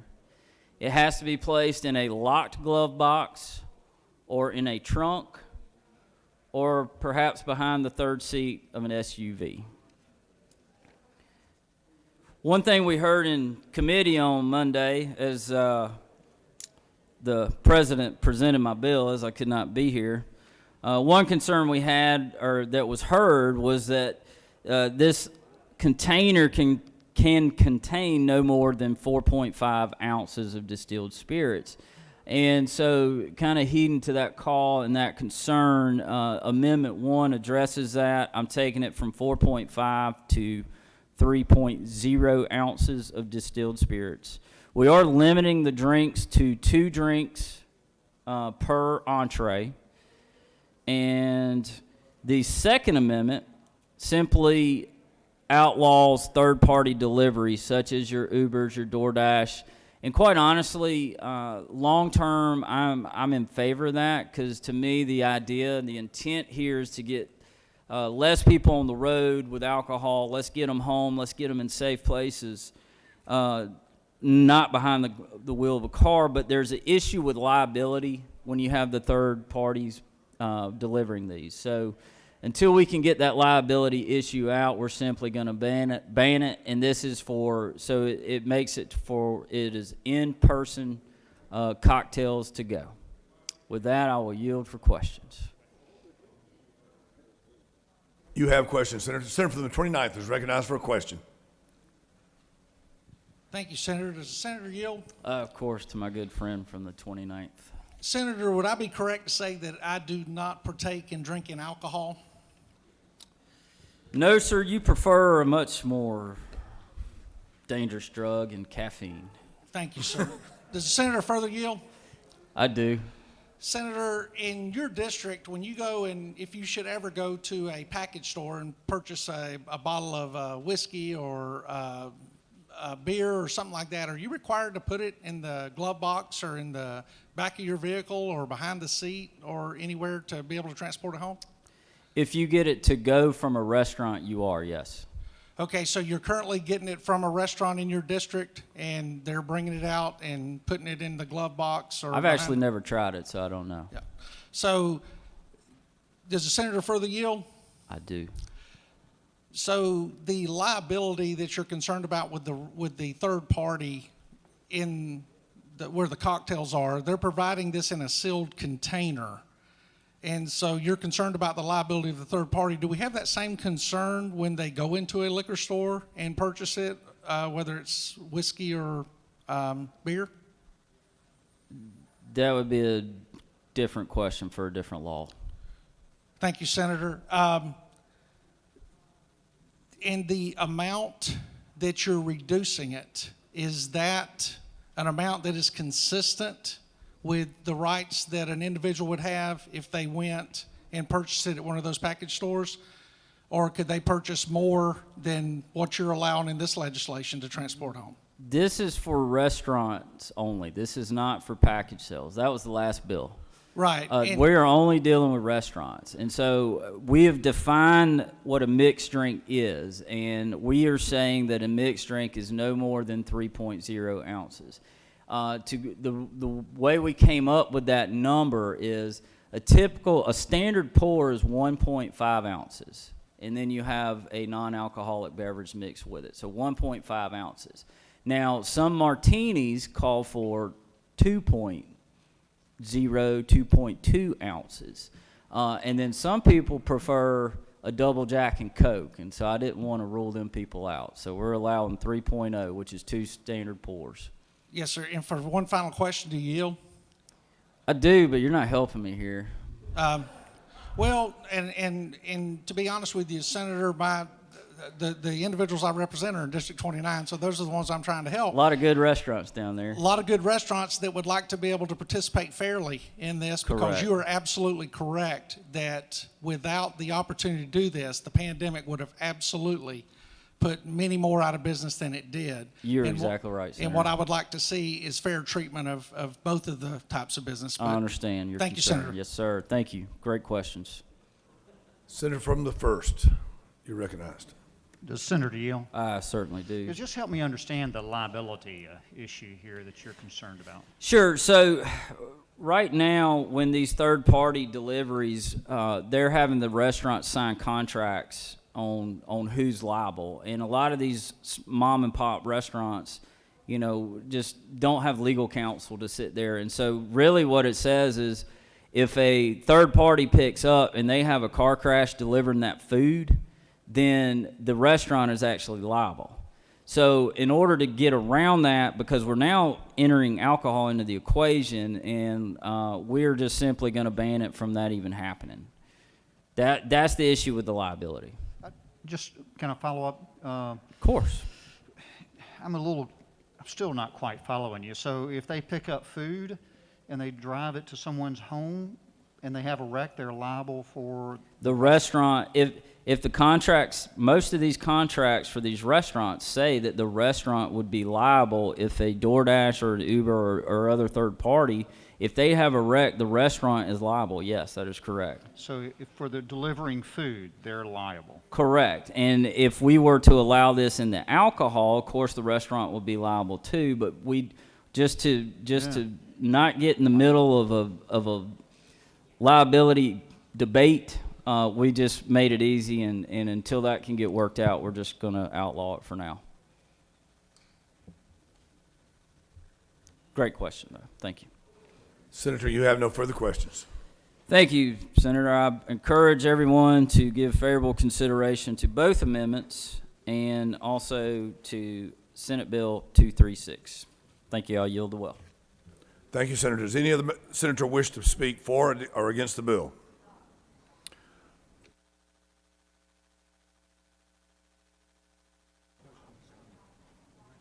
The question is on the adoption of Amendment Number 1 by the senator from the 28th. Is there objection to the adoption of the amendment?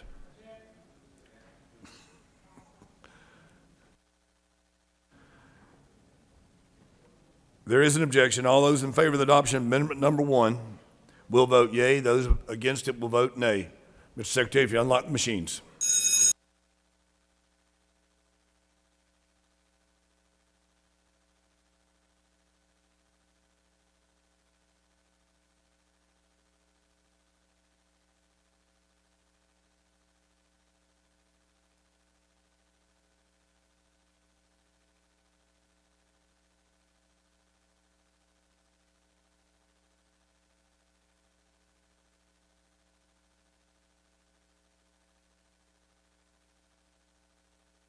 State your inquiry.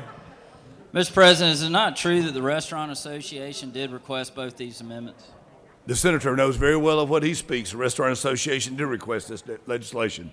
Mr. Secretary, if you would lock the machines, the yeas are 35, the nays are 9. This measure, having received the requisite constitutional majority, is therefore passed.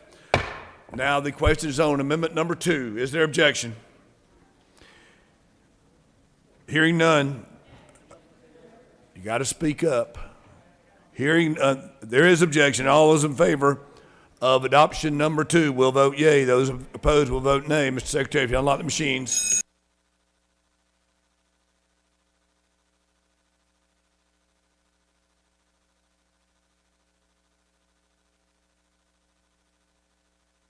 Senator from the 41st, would you approach?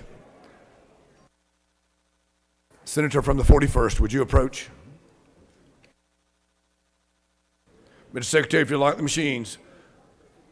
The yeas are 34, the nays are 7. This measure, having received the requisite constitutional majority, is therefore passed. The question, is there objection to agreeing to the report of the committee, which is favorable to the passage of the bill? The chair hears none. The report of the committee is agreed to. Is objected to the main question now ordered? The chair hears none. The main question is ordered. The question on the passage of the bill as amended. All those in favor vote yea. Those opposed vote nay. Mr. Secretary, if you unlock the machines.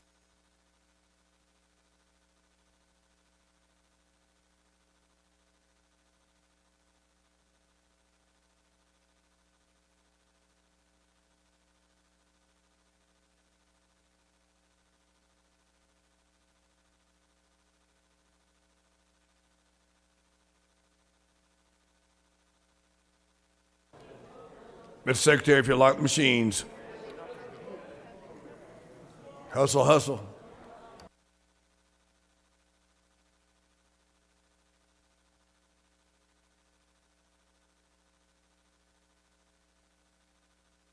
On the adoption of on the passage of the bill, yeas are 36 and nays are 10. This bill, having received the requisite constitutional majority, is therefore passed. Thank you, Mr. President. I leave for 20 minutes, and y'all are talking about mixed drinks and margaritas and double Jack and Cokes. What in the world's happened up here?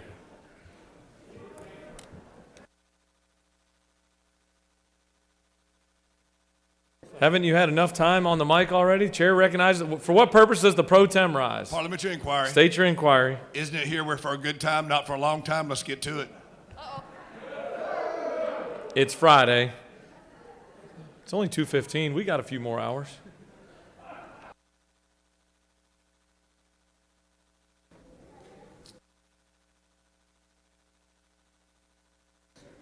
Chair recognizes the minority whip for a motion. Mr. President, I move to take Senate Bill 78 off the table. Mr. Secretary, can you please read the caption?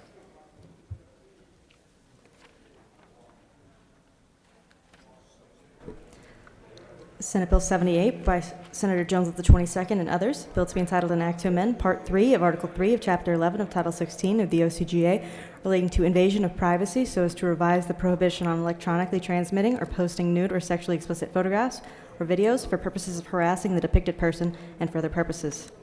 Mr. President, the Senate Committee on Judiciary recommends that this bill do pass by substitute. Respectfully submitted, Senator Strickland of the 17th District. The Senate Committee on Judiciary offers the following substitute to Senate Bill 78. Bill to be entitled an act to amend Part 3 of Article 3 of Chapter 11, Title 16 of the OCGA relating to invasion of privacy so as to revise the prohibition on electronically transmitting or posting nude or sexually explicit photographs or videos for the purposes of harassing the depicted person and for other purposes. That completes the order, Mr. President. The minority whip has moved that Senate Bill 78 be taken from the table. Is there objection? The chair hears none, and Senate Bill 78 is removed from the table. The chair recognizes the minority whip to present the measure.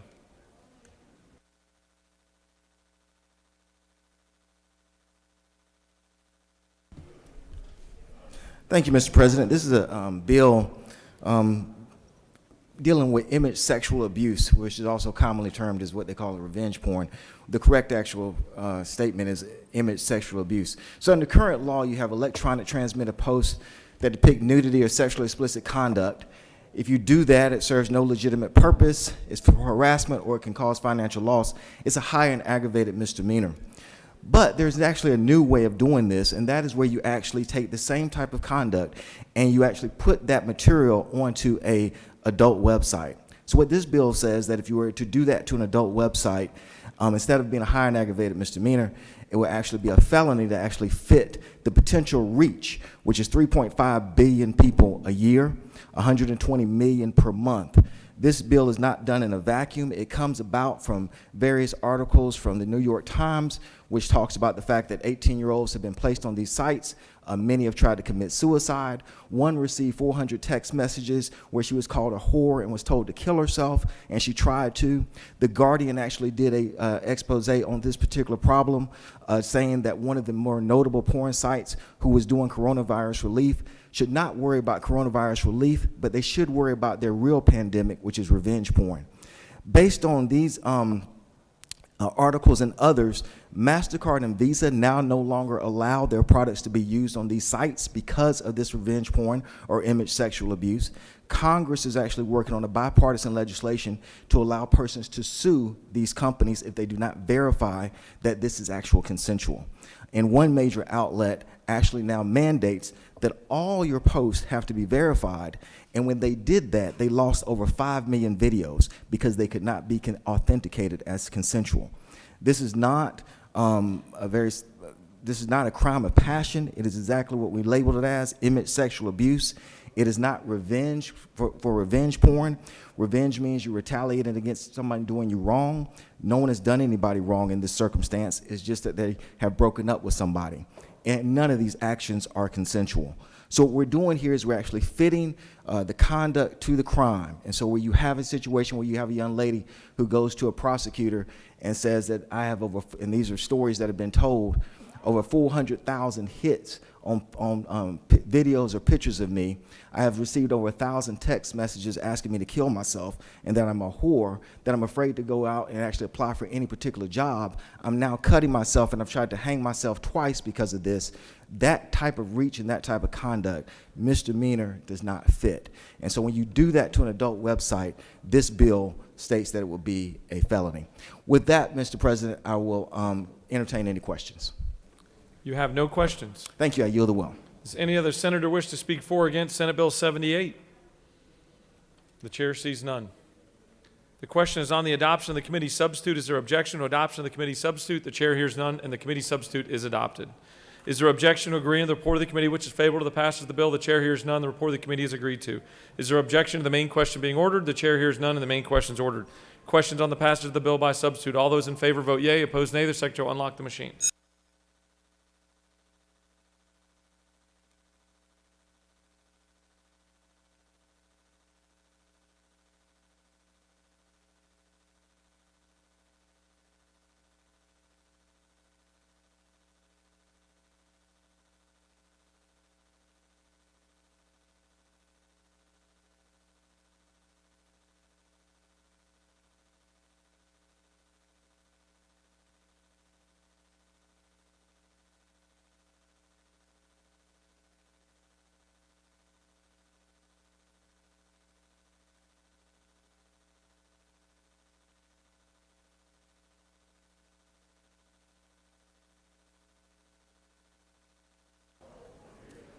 Have all senators voted?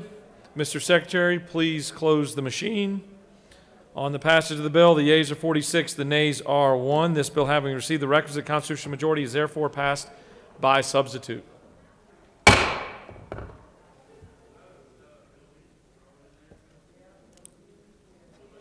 what purpose does the senator from the 17th rise? Parliamentary inquiry. State your inquiry. Mr. President, isn't it true that while you were gone, we talked a lot about liquor, but as soon as you got back, we started talking about porn?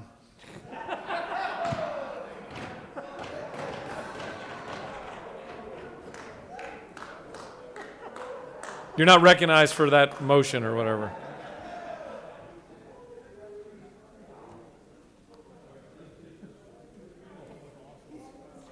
Yes, I am officially speechless. Well said. All right, chair recognizes the senator from the 41st. Mr. President, I move that we take SB 75 from the table. Mr. Secretary, please read the caption of Senate Bill 75.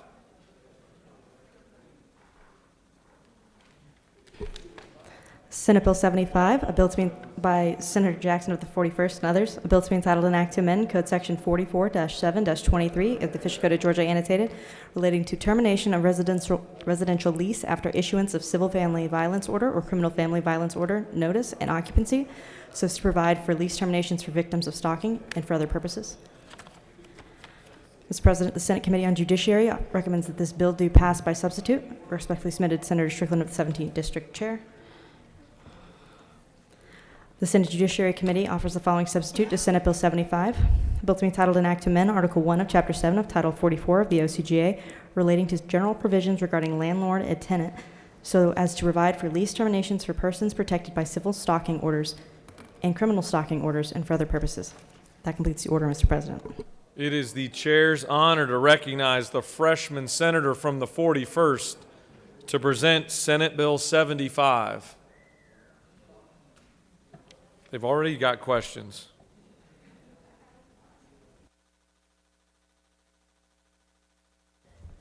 Thank you, Mr. President, and much gratitude to this august body as you consider this bill favorably.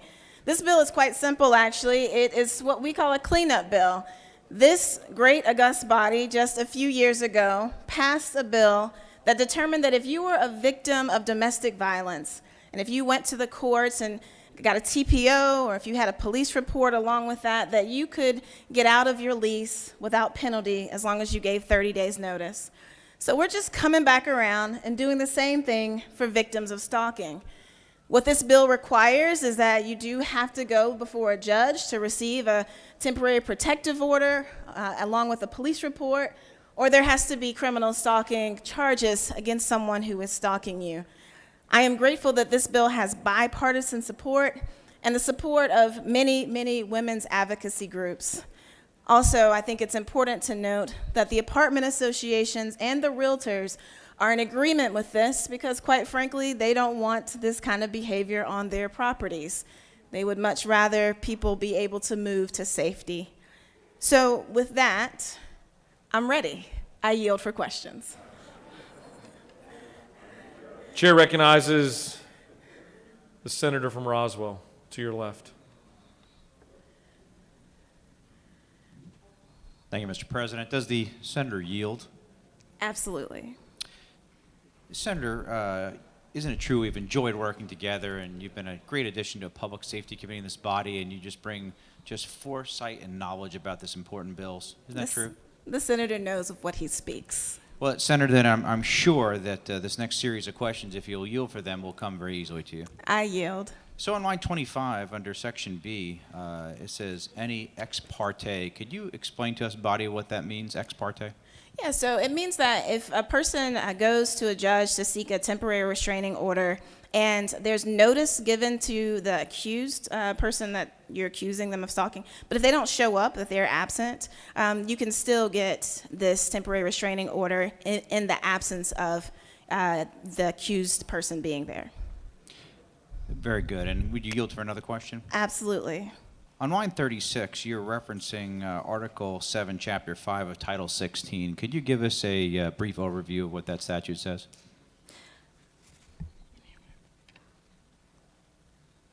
Take your time, Senator. We wanted to get home today. Yeah, sure. You know, the good thing about being a preacher is that I don't have to know everything. I just have to know people who know everything. So let me get back to you on that. Senator, yield. I sure do. So you believe in forgiveness, is that what you're saying? I absolutely, and I hope you believe in grace. Indeed. Isn't it true that I believe that was well played? Final question, Senator, if you'd yield. Yes, I do. So this is your first bill, is this correct? That's correct. So I was curious, on line 69 of this bill, you are repealing other laws that are in conflict with this bill. Obviously, this being such an important bill, could you just detail which laws and you're just going to repeal because of this new act?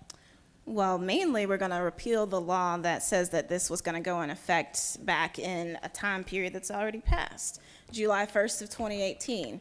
We're going to repeal that because that's in conflict and not make this work until after the governor's signature or until July.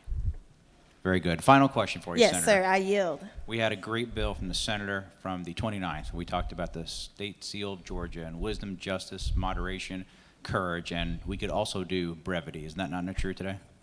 Indeed. Thank you, sir. Great job. Does any other senator have a question? Chair recognizes the senator from the 33rd.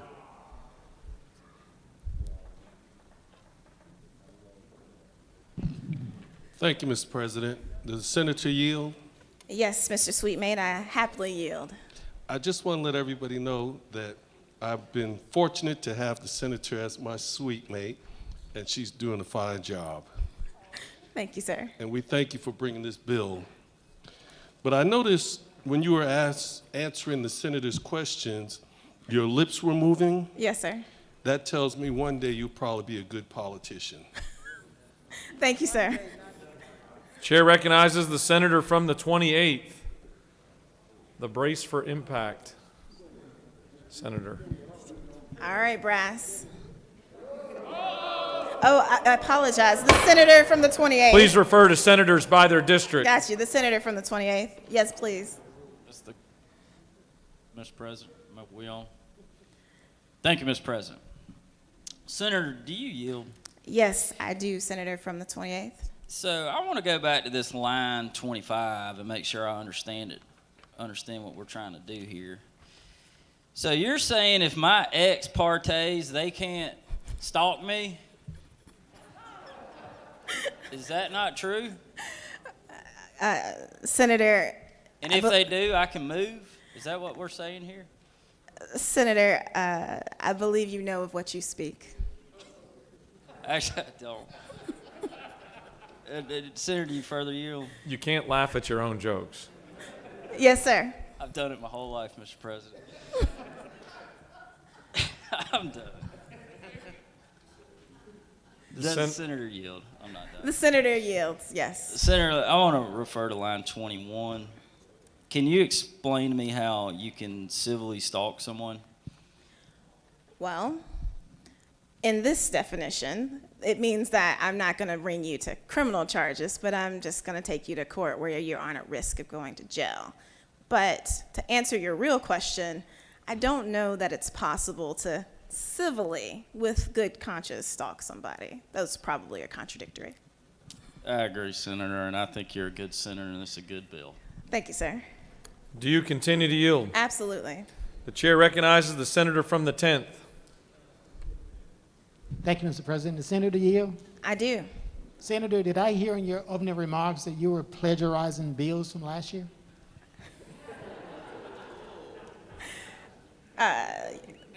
The senator, sure. It wasn't exactly a plagiarizing. I've cited my sources in this, so we're good. Senator, further yield. Absolutely. I don't believe that was a really good answer again, Senator. Let me try again. Okay. You also mentioned that you were cleaning up from last year. Are you saying that this bill was dirty last year? So, Senator, where I come from, when you don't complete a job, it is considered in need of cleanup. Thank you, Senator. Good bill. Thank you. By the grace of God, you have no more questions. Oh, thank you. With no more questions, wait. I was waiting for the distinguished rules chair. He waves. I yield. Suggest yourself blessed. Does any other senator wish to speak for or against Senate Bill 75? The chair sees none. The question is on the adoption of the committee substitute. Is there objection to adoption of the committee substitute? Chair hears none, and the committee substitute is adopted. Is there objection to agreeing to the report of the committee, which is favorable to the passage of the bill? The chair hears none. The report of the committee is agreed to. Is there objection to the main question being ordered? The chair hears none, and the main question is ordered. Questions on the passage of the bill by substitute. All those in favor vote yea. Opposed, nay. The secretary will unlock the machine.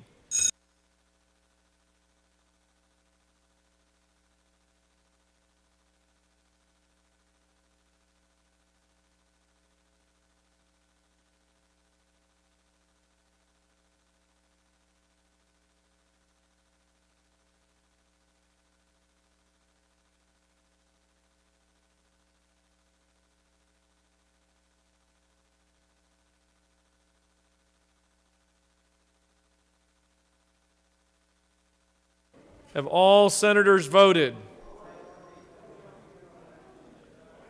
We got one more coming in. I bet I know his name.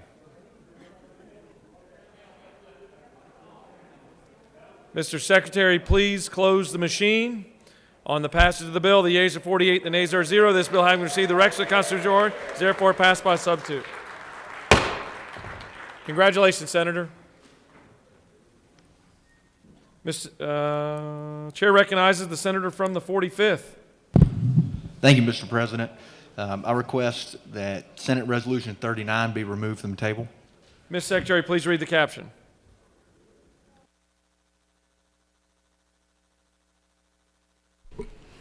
Senate Resolution 39 by Senator Dixon of the 45th and others. A resolution recognizing the Honorable Charlotte Nash and dedicating an intersection in her honor and for other purposes. Mr. President, the Senate Committee on Transportation recommends that this resolution do pass. Respectfully submitted by the Senator of the 42nd District Chair, 47th District. That completes the order, Mr. President. The senator from the 45th has moved that Senate Resolution 39 be taken from the table. Is there objection? The chair hears none, and Senate Resolution 39 is taken off the table. The chair recognizes the senator from the 45th to present the measure.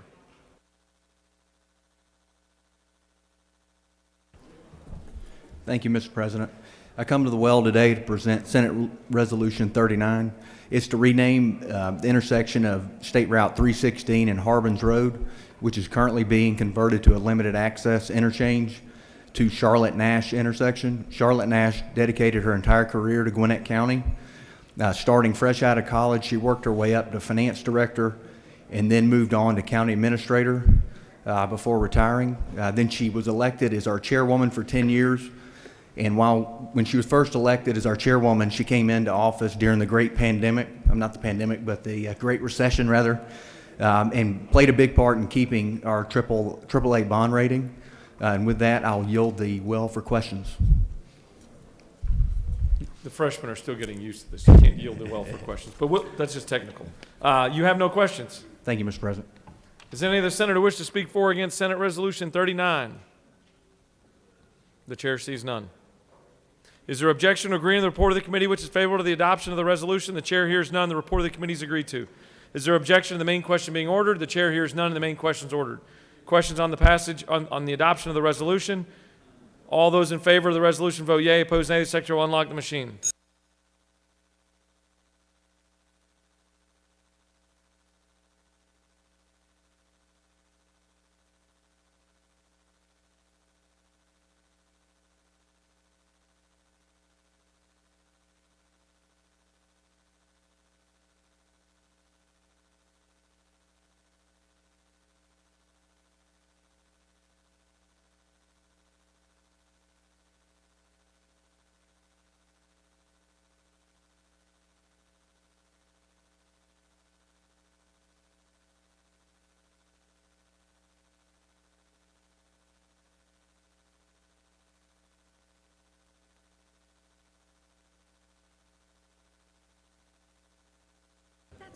Have all senators voted?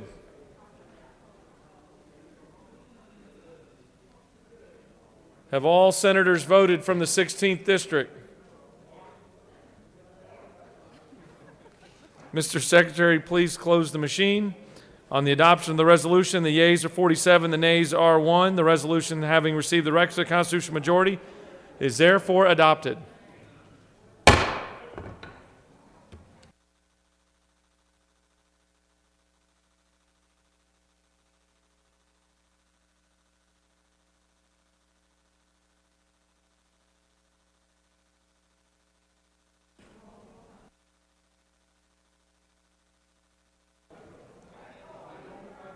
Chair recognizes the majority leader for a motion. Mr. President, I move that the Senate stand adjourned until 10 a.m. on Monday, 8 March 2021. Mr. Secretary, will you please make your announcements? The Senate Committee on Rules will meet upon adjournment. All of Monday's committee meetings will be canceled with the exclusion of the Rules Committee, which will meet upon adjournment of Monday's session. That completes the order, Mr. President. Chair recognizes the pro tem for an announcement. Thank you, Mr. President. I'll be brief and to the point. I chaired this with the Majority Caucus this morning. We have testing Monday morning. Yesterday, we had a very, very low number of tests taken. We have done you guys have done a great job, an excellent job. In Hall County, the tests were 33% positive. Here at the Capitol, we're less than 1% positive. A few weeks ago, it was 33%. We're less than 1%. Great job. Get your test on Monday morning, please. 7 to 11 downstairs. Thank you, Mr. President. Chair recognizes the Rules Chairman for an announcement.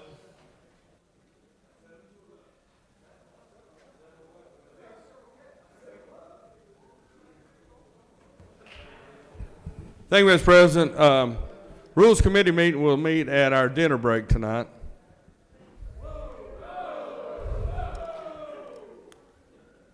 That's a bad joke. I would just send it if there's wait. Just want to let you know, rules meeting begins soon after session here, and momentarily we're getting our yellow sheet printed. It's a little longer than normal, but so come up and enjoy yourself while we wait on the yellow sheet. But Mr. President, thank you. We're ready to start placing the right bills on the floor for Monday today. Thank you. Any other senator have an announcement? Good work today. The majority leader has moved that the Senate stand adjourned until Monday, March 8th. Security. Get the sergeant at arms over here. Where was I at? Adjourned until Monday, March 8th, 2021 at 10 a.m. All those in favor of the motion signify by saying. All those opposed? And the ayes have it. Senate stands adjourned for the weekend.